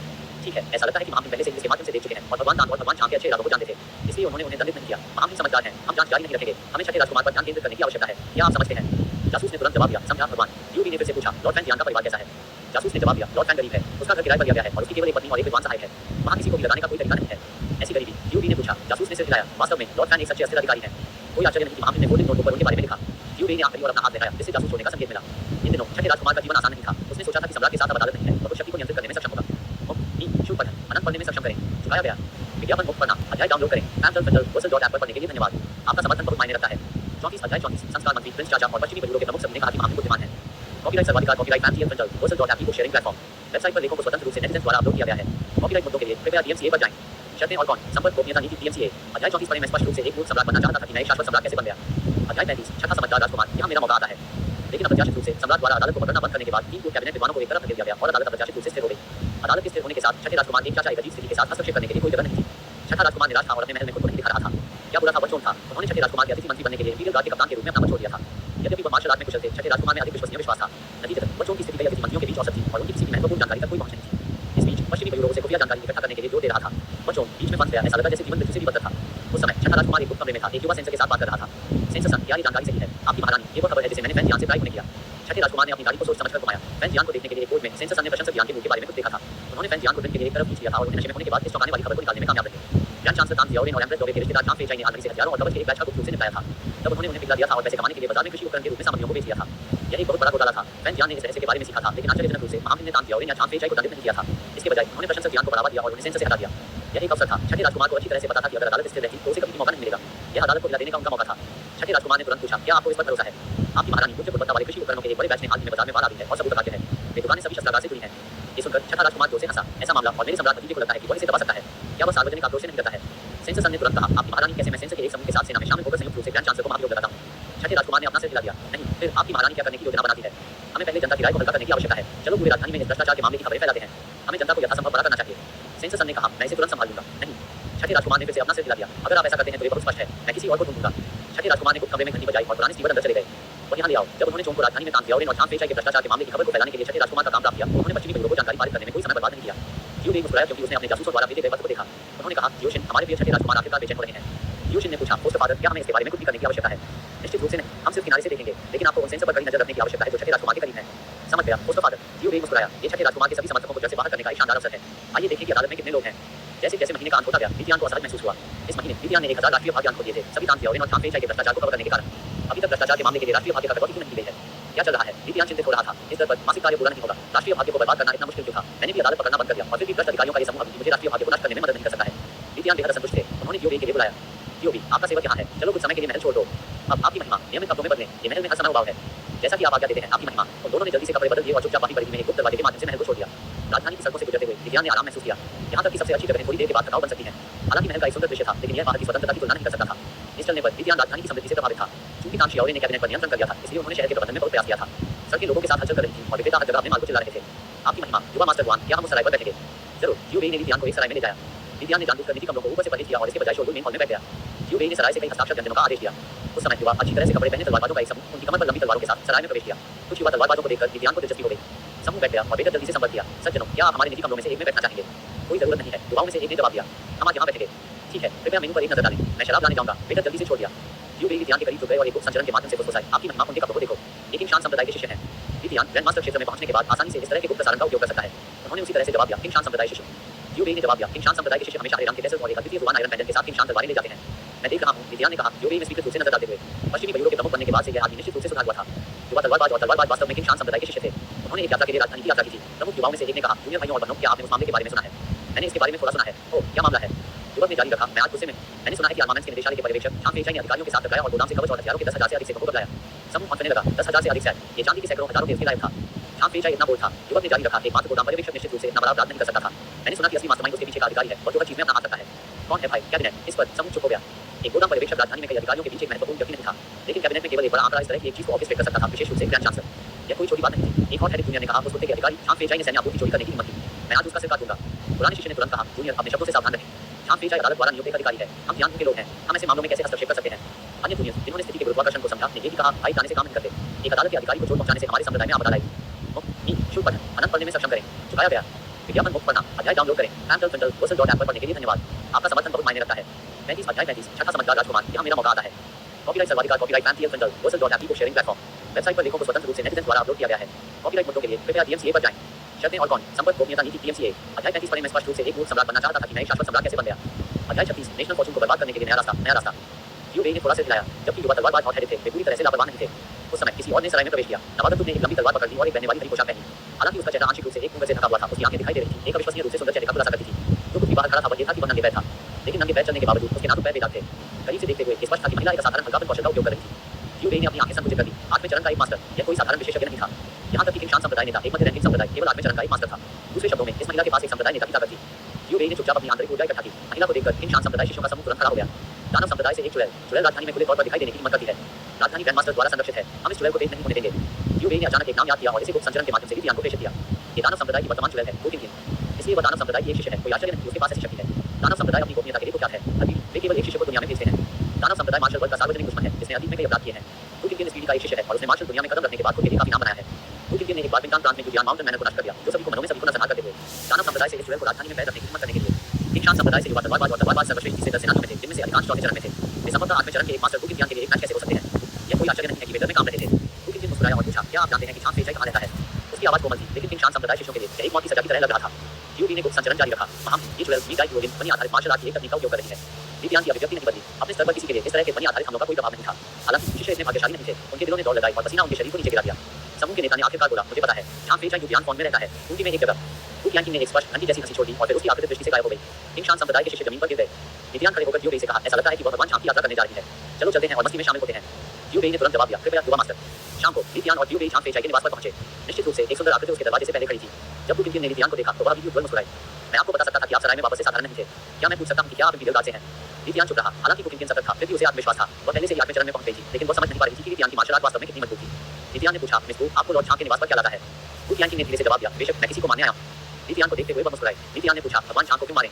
कोई उसके जैसा एक भ्रष्ट बदमाश सार्वजनिक धन का गबन कर रहा है, क्या वह मरने के लायक नहीं है? जबकि आपके शब्दों में कुछ योग्यता हो सकती है, यह भी दानव संप्रदाय के एक चुड़ैल से थोड़ा अजीब है। पुतिन मुस्कुराया और कहा, मुझे लगा कि आप एक दिलचस्प व्यक्ति हैं। क्या दानव संप्रदाय और धर्मी संप्रदाय को परिभाषित करता है? क्या दानव संप्रदाय धर्मी कर्म भी नहीं कर सकता है? नीतियान ने एक कान उठाई और कहा, मुझे उम्मीद नहीं थी कि आप इस तरह से सोचेंगे। इस बारे में कैसे? यदि आप मेरी एक चाल का सामना कर सकते हैं तो मैं आपको जाने दूंगा। आप क्या सोचते हैं? एक चाल, ये सही है, सिर्फ एक कदम। इसके साथ नीतियान ने धीरे धीरे एक उंगली बढ़ाई। उसकी उंगली की नोक पर प्रकाश इकट्ठा होने लगा। पुतिन की अभिव्यक्ति बदल गई। ये कौन सी मार्शल तकनीक थी? पुतिन को एहसास हुआ कि वह आगे नहीं बढ़ सकती। सूरज की उंगली की उंगली, यह एक नियमित मार्शल कौशल नहीं था, ये खेती के रास्ते से एक तकनीक थी। पुतिन ने पहले कभी इस तरह की भयानक तकनीक का सामना नहीं किया था। सिर्फ सूरज की लाल चमक नीतियान की उंगली की नोक पर इकट्ठा हुई। सभी को उसकी दृष्टि में देख सकते थे कि उंगली थी। बच गया, वह कहाँ छिपा सकती थी? वू किनकिन ने अपनी सारी ताकत को उजागर किया, लेकिन उसका शरीर एक इंच नहीं उतारा। ऐसा लगा जैसे समय खुद को सील कर दिया गया था। यहाँ तक कि जियोबेई जो उसके बगल में खड़े थे, दंग रह गए। क्या यह महामहिम की शक्ति है? इतना भयानक, एक ग्रैंड मास्टर दायरे में होना चाहिए, एक 8वें चरण के मास्टर को वापस करने में असमर्थ है। वू किनकिन को एहसास हुआ कि वह केवल अपनी आंखें ले जा सकती है। उसने अपनी आंखें बंद कर ली, अपनी मौत का सामना करने के लिए तैयार। ये व्यक्ति कौन था? क्या वास्तव में दुनिया में इस तरह के एक युवा ग्रैंड मास्टर हो सकते हैं? ये किस तरह की तकनीक थी? यह मार्शल आर्ट की तुलना में आकाशीय जादू के रूप में अधिक लग रहा था। वू किनकिन ने उसकी गर्दन पर एक ठंड महसूस की, लेकिन अपेक्षित दर्द कभी नहीं आया। उसका शरीर फिर से चल सकता था, वह ऊपर पहुंची और उसकी गर्दन को छुआ कोई खून नहीं, लेकिन उसका घूंघट सूर्य की उंगली से दूर से कम हो गया था। इस तरह के भयानक नियंत्रण, घूंघट के बिना वू किनकिन ने एक लुभावनी सुंदरता का खुलासा किया। यहाँ तक कि महल में महारानी और संतों की तुलना में वू किनकिन ही नहीं थे। उस समय ली तियान की आवाज बाहर निकल गई, अब आप छोड़ सकते हैं। भगवान झांग को फिर से परेशान न करें। वू तियान शर्मा गया, फिर तुरंत बोल गया। जियोबेई ने ली तियान की ओर रुख किया और पूछा, आपकी महिमा, क्या हमें इस ज्वेलर को पकड़ना चाहिए? ली तियान ने तुरंत जवाब दिया, कोई जरूरत नहीं है। उसके दिमाग में उसने सोचा, उसे पकड़ो, मैंने उसे उद्देश्य पर जाने दिया। राजधानी की मार्शल वर्ग में दानव संप्रदाय से एक ज्वेलर को छोड़कर निश्चित रूप से रक्तपात के एक तूफान को हलचल होगी। वह मेरी सहयोगी होगी। वू तियान की, आप राष्ट्रीय भाग्य को नष्ट करने में मेरी मदद करने के लिए सिर्फ एक हैं। निश्चित रूप से पर्याप्त है। वू किनकिन के जाने के बाद सिस्टम सूचनाओं में बाहर आ गई। दानव संप्रदाय के ज्वेलर को प्रेरित करना, जिससे मार्शल दुनिया में अराजकता पैदा हुई। वेट 2 का राष्ट्रीय भाग्य -1000 अंक। उपलब्धि अनलॉक, टाइम इफेक्ट ले, उपलब्धि इनाम, यादृच्छिक गोली सूत्र। यह क्या है? Random fill formula. गोलियों के लिए कई अजीब सूत्र होते हैं, जिसके परिणामस्वरूप जंप, विस्फोट और अन्य प्रभाव हो सकते हैं जब सेवन किया जाता है। नोट, कृपया सावधानी के साथ उपयोग करें। क्या बकवास है? सिस्टम मुझे ऐसा बेकार इनाम देता है। ली तियान ने रैंडम फिल फार्मूला को दूर कर दिया और कहा, हम महल लौटने के बाद भगवान झांग की रक्षा के लिए इंपीरियल गार्ड को भेजने का आदेश जारी करते हैं। जियोबेई ने तुरंत जवाब दिया, हाँ। ली तियान ने जारी रखा, राजधानी में दिखाई देने वाले दानव संप्रदाय ज्वेलर के कैबिनेट को सूचित करें। सभी अधिकारियों को 4 या उससे अधिक के रैंक के साथ इंपीरियल गार्ड को भेजें और उन्हें अपने परिवार के गार्ड को भेजा है। प्रभावशाली, कोई आश्चर्य नहीं कि मामले में इतना चालाक है। जियोबेई ने उसकी गहराई से प्रशंसा की। हाल के दिनों में पश्चिमी मयूरों ने पहले ही राजधानी के भीतर एक नेटवर्क बनाया था, लेकिन लोगों को महत्वपूर्ण अधिकारियों के घरों में भेजना मुश्किल था। इसका कारण सरल था, जो लोग अदालत में सेवा कर सकते थे वे आमतौर पर काफी अमीर थे। उनके पास पारिवारिक मार्शल कलाकार या अच्छी तरह से स्थापित मेहमान और विशेषज्ञ थे। पश्चिमी मयूरों के पास उन परिवारों में घुसपैठ करने का मौका नहीं था। मुफ्त, शुल्क पठन, अनंत पढ़ने में सक्षम करें, चुकाया गया। विज्ञापन मुक्त पढ़ना, अध्याय डाउनलोड करें। ऐप पर पढ़ने के लिए धन्यवाद। आपका समर्थन बहुत मायने रखता है। 36 अध्याय 36 डेमन संप्रदाय ज्वेलर, नए तरीके को बर्बाद करने का नया तरीका। कॉपीराइट सर्वाधिकार, कॉपीराइट फैंसी ई बुक शेयरिंग प्लेटफॉर्म। वेबसाइट पर लेखों को स्वतंत्र रूप से नेटिजन्स द्वारा अपलोड किया गया है। कॉपीराइट मुद्दों के लिए कृपया DMCA पर जाएं। शर्तें और कौन? संपर्क गोपनीयता नीति DMCA। अध्याय 36 पढ़ें। मैं स्पष्ट रूप से एक मूर्ख सम्राट बनना चाहता था कि मैं एक शाश्वत सम्राट कैसे बन गया। अध्याय 37 सामूहिक रूप से महाभियोग, ग्रैंड चांसलर ने खुद का बचाव किया, लेकिन अब महामहिम ने उन्हें एक मौका दिया था। कोई आश्चर्य नहीं कि उसने ज्वेलर को जाने दिया। उन्होंने राजधानी में अराजकता पैदा करने का इरादा किया। इस 8वें चरण के मास्टर के साथ दानव संप्रदाय वर्तमान में ये उच्च रैंकिंग वाले अधिकारी निश्चित रूप से सम्राट द्वारा भेजे गए इंपीरियल गार्ड को स्वीकार करेंगे। ये पश्चिमी मयूरों को अपने घरों में जासूसों को लगाने का अवसर देगा। कितना शानदार! जियोबेई ने अचानक एक गहरी परत के बारे में सोचा। महामहिम बहुत बुद्धिमान है। वह पहले से ही जानते होंगे कि भगवान तांग और भगवान झांग भ्रष्टाचार के निर्दोष हैं। फिर भी महामहिम अफवाहों को राजधानी में फैलने की अनुमति दे रहे हैं। जियोबेई के विद्यार्थियों ने अचानक अनुबंध किया। ये सब महामहिम की योजना का हिस्सा है। छठे बुद्धिमान राजकुमार सेंसर उन सभी के खिलाफ योजनाबद्ध किया जा रहा है। जियोबेई काम गया। अब वह वास्तव में समझ गया था कि शासक के दिमाग को पूरी तरह से समझने का क्या मतलब है। एक शानदार चाल, वर्तमान के साथ नाव को धक्का। उंगली उठाए बिना महामहिम ने छठे बुद्धिमान राजकुमार और सेंसर को फंसा दिया था। इस बार महामहिम ने अदालत से छठे बुद्धिमान राजकुमार के प्रभाव को हटाने का लक्ष्य रखा। जियोबेई ने चुपचाप छठे बुद्धिमान राजकुमार के लिए शोक व्यक्त किया। आपकी महिमा, क्या हमें अब वापस लौटना चाहिए? चलो चलते हैं। दानव संप्रदाय से वह ज्वेलर मेरी उंगली से सूरज की उंगली से मारा गया है और 8वें चरण से गिर गया है। ली तियान ने किनकिन की सुंदरता को याद किया और जियोबेई से कहा, उस ज्वेलर के आंदोलनों पर नजर रखें। मार्शल वर्ग से किसी को भी उसे पकड़ने न दें। जियोबेई ने तुरंत ली तियान के इरादे को समझा। महामहिम उसे शिकार करने की योजना बना रहे हैं। उसने जल्दी से जवाब दिया, समझ गया। जैसा कि जनता की राय के मन जारी रही, सेंसर सन ने दूसरों के साथ सक्रिय रूप से एकजुट होना शुरू कर दिया। एक स्मारक 30 से अधिक लोगों के नामों को प्रभावित करते हुए अंत में मसौदा तैयार किया गया था। सेंसर सन उच्च आत्माओं में था। इस बार छठे बुद्धिमान राजकुमार ने अपने सभी छिपे हुए नेटवर्क को दिखाया था। ये 30 से अधिक अधिकारी या तो शुद्ध धारा से थे या 6 मंत्रालयों में प्रमुख पदों पर थे। ये प्रभावशाली स्मारक निश्चित रूप से दान दिया और इनको नीचे लाएगा। लेकिन सेंसर सन सिर्फ स्मारक को जमा करने से संतुष्ट नहीं था, वह कुछ बड़ा करने के लिए था। और से पहले सेंसर सन ने सेंसर से इंपीरियल पैलेस तक 10 से अधिक सेंसर के एक समूह का नेतृत्व किया। उन्होंने घुटने टेकने और अपनी याचिका प्रस्तुत करने का इरादा किया। महान चोल राजवंश के इतिहास में केवल एक बार सम्राट के लिए एक स्मारक पेश करने के लिए महल के गेट पर एक सेंसर था। ये तब था जब सम्राट ताइजू एक नए मुकुट राजकुमार को नामित करना चाहते थे। ग्रैंड चांसलर और कई अन्य अधिकारियों ने इसके खिलाफ याचिका दायर की थी। अब सेंसर सन अपने नक्शे कदम पर पालन करना चाहता था। इसने तुरंत अदालत में सभी का ध्यान आकर्षित किया। कैबिनेट में काम करने वाले तान तियाओरे ने भी अपने बेटी तान की स्थिति की जांच करने के लिए भेजा। जल्दी आंतरिक महल के द्वार खुल गए। ली तियान नाराज दिखते हुए उनकी सेडान की कुर्सी में महल के गेट में ले जाया गया। सेंसर सन, आपकी याचिका के बारे में क्या है? ली तियान ने कहीं नाराज था। सुबह की अदालत को खारिज करने के लिए काफी कठिन था और अब वह महारानी द्वारा जाग गया था। महारानी ने कहा, एक याचिका प्रस्तुत करने के लिए महल के द्वार पर घुटने टेकना नागरिक अधिकारियों की शुद्ध धारा का एक विशेष अधिकार है। आपकी महिमा, आपको जाना चाहिए और देखना चाहिए। अनिच्छा से ली तियान सेडान की कुर्सी पर चढ़ गया और महल के गेट में चला गया। जब उन्होंने सम्राट की सेडान की कुर्सी को देखा तो सेंसर सन की उत्तेजना बढ़ गई। उन्होंने ली तियान की नाराजगी को भी नोटिस नहीं किया। छुपने के बाद उन्होंने मेमोरियल जोर से पढ़ना शुरू किया। इन मामलों के साथ फिर से नहीं। जब ली तियान ने सुना कि सेंसर सन तान तियाओरे और झांग फैंचाई पर आरोप लगा रहा था तो उसकी नाराजगी और भी बढ़ गई। ये सिविल अधिकारी इतने कष्टप्रद हैं। क्या वास्तव में मेरे लिए दो प्रमुख भ्रष्ट अधिकारियों का समर्थन करना इतना कठिन है? क्या वे चाहते हैं कि मैं तान शियाओरेन को बर्बाद करूं? क्या होगा अगर एक वफादार और देशभक्त ग्रैंड चांसलर को उनकी जगह लेने के लिए थे? ली तियान का असंतोष अपने चरम पर पहुंच गया। उन्होंने सेंसर सन के अशुद्ध भाषण को बाधित किया और कहा, पर्याप्त, मैं पहले से ही इस मामले के बारे में जानता था। ये चिंता है कि अदालत के रहस्य आप सभी छोड़ सकते हैं। इसके साथ ली तियान तुरंत अपने महल में लौट आए। ये छोड़ दिया सेंसर सूर्य स्तब्ध था। सम्राट ने वास्तव में उसे फिर से दबा दिया। सम्राट भी अपने स्मारक को स्वीकार नहीं करेगा। सेंसर सन जमे हुए खड़ा था। अन्य सेंसर जो याचिका पेश करने में उनके साथ शामिल हुए थे वे समान रूप से हैरान थे। महान चोल राजवंश ने हमेशा अपने सेंसर के साथ सम्मान के साथ व्यवहार किया था। अब ली तियान ने कोई चेहरा नहीं दिया था। उसे बेहद गुस्सा होना चाहिए। सम्राट अपने ससुर को इस तरह से कैसे ढाल सकता है? सेंसर सूर्य हालांकि घबरा गया, एक बार गुस्सा भी महसूस किया। वह महल के बाहर खड़ा था, जोर से एक बार फिर अपने स्मारक को पढ़ता था। इससे और भी बड़ा हंगामा हुआ। तांग जल्दी से कैबिनेट में वापस आ गया। मेरे लॉर्ड ग्रैंड चांसलर, सेंसर अभी भी आप और झांग फैंचाई पर सैन्य आपूर्ति का गबन करने का आरोप लगा रहा है। तांग शियाओरेन शांत रहे और गैर उत्तर दिया, ये कुछ भी नहीं है। ग्रैंड चांसलर, सेंसर सूर्य अभी महल के बाहर है, आपके बारे में आरोपों को फैला रहा है। तभी तांग तियाओरे ने कहा, चलो चलते हैं। मैं अपनी महिमा के साथ दर्शकों से अनुरोध करूंगा और इसे व्यक्तिगत रूप से साफ कर दूंगा। ली तियान एक हफ्ते में अपने महल में लौट आए। तांग हंसी ने पूछा, आपकी महिमा इतनी नाराज क्यों है? सेंसर की तभी भी शस्त्रागार मुद्दे के बारे में परेशान कर रहे हैं। वे मेरे ससुर के खिलाफ घुटने टेक रहे हैं और याचिका दे रहे हैं। ये सुनकर तांग हंसी तुरंत डर के साथ पीला हो गया। वह जल्दी से खड़ी हो गई और कहा, यह विषय गलती पर है। महारानी को चिंता की जरूरत नहीं है। आपने कुछ भी गलत नहीं किया है। यह उन सेंसर हैं जो गलती पर हैं। इन लोगों ने राष्ट्रीय भाग्य को बर्बाद करने की मेरी योजनाओं को बार-बार बाधित किया है। वे मरने के लायक हैं। तब जियोबेई रिपोर्ट करने के लिए आया था। आपकी महिमा, ग्रैंड चांसलर तांग ने एक शाही बैठक आयोजित करने का अनुरोध किया है। राष्ट्रीय मामलों की प्रणाली सक्रिय। क्या ग्रैंड चांसलर के भ्रष्टाचार के मामले पर चर्चा करने के लिए एक शाही बैठक आयोजित की जानी चाहिए? अंत में बड़ा पल आ गया था। कोई आश्चर्य नहीं कि निपटान में देरी हुई थी। वे इसका इंतजार कर रहे थे। हाँ, यह एक बहुत बड़ी चीज है। टांग थियोरिन और टांग फ्रैंचाइज ने सैन्य उपकरणों के 12,000 सेट बंद किया। यदि इसकी पुष्टि की जाती है तो ये राष्ट्रीय भाग्य को इतना बर्बाद कर देगा। हाँ, यह आयोजित किया जाना चाहिए। मैं भी खुले तौर पर उनकी रक्षा करना चाहता हूँ। ये राष्ट्रीय भाग्य को और नुकसान पहुंचाएगा। लीजियान ने तुरंत कहा, आगे बढ़ें। फिर उन्होंने महारानी से बात की। महारानी, चिंता मत करो, मैं ये सुनिश्चित करूंगा कि मेरे ससुर को न्याय मिले। इसके साथ वह के साथ छोड़ दिया और शाही अध्ययन के लिए नेतृत्व किया। महारानी का चेहरा तुरंत अंधेरा हो गया। वह अपनी भरोसेमंद नौकरानी मियाओं की ओर मुड़ गई और पूछा, वह कौन था जिसने ग्रैंड चांसलर टांग के खिलाफ याचिका दायर की थी? इन पिछले कुछ दिनों में टांग हंसी विद्यान के स्थान पर अदालत के स्मारकों को संभाल रहे थे। उसकी आभा और अधिकार बढ़ गया था और अब यहाँ तक कि महल की नौकरानियों ने उसे महत्वपूर्ण दस्तावेजों का प्रबंधन करने में मदद की। मियाओं ने तुरंत कई व्यक्तियों का नाम लिया। टांग हंसी ने चुपचाप उनके नाम याद किया। HMPH, मैं बाद में इन लोगों के साथ हाथों का निपटान करूंगा। इंपीरियल स्टडी में पहुंचे ही लीजियान अच्छे मूड में थे। यह शाही बैठक पिछले वाले की तुलना में बहुत बड़े पैमाने पर थी। ग्रैंड चांसलर, 6 मंत्री और कार्य मंत्रालय के सहायक मंत्री और राजस्व मंत्रालय सभी उपस्थित थे। टांग थियोरिन ने भी मुख्य सेंसर के झांक ताई को आमंत्रित किया था। क्या भव्य तमाशा! ससुर, चिंता मत करो, जब तक आप एक गद्दार अधिकारी के रूप में कार्य करते हैं, मैं आपकी रक्षा करूंगा। एक बार जब सभी लोग आ गए तो टांग थियोरिन ने लीजियान से बात की। आपकी महिमा सेंसर से आरोप के बारे में कि मैंने छान फ्रैंचाइज के साथ सैन्य आपूर्ति में गबन करने में मैं खुद की रक्षा करने की अनुमति मांगता हूं। राष्ट्रीय मामलों की प्रणाली सक्रिय। विकल्प 1, आत्मरक्षा को न सुने, टांग थियोरिन पर भरोसा करें। प्रेस्टीज -10, नेशनल फॉर्च्यून -2000 अंक। विकल्प 2, आत्मरक्षा को सुने, टांग शावर रॉयल्टी 210। विकल्प 3, आत्मरक्षा को सुने और घोषणा की जाने वाली जांच नियोग करें। प्रेस्टीज 220, राष्ट्रीय भाग्य परिणाम पर निर्भर करता है। 2 बार सोचने की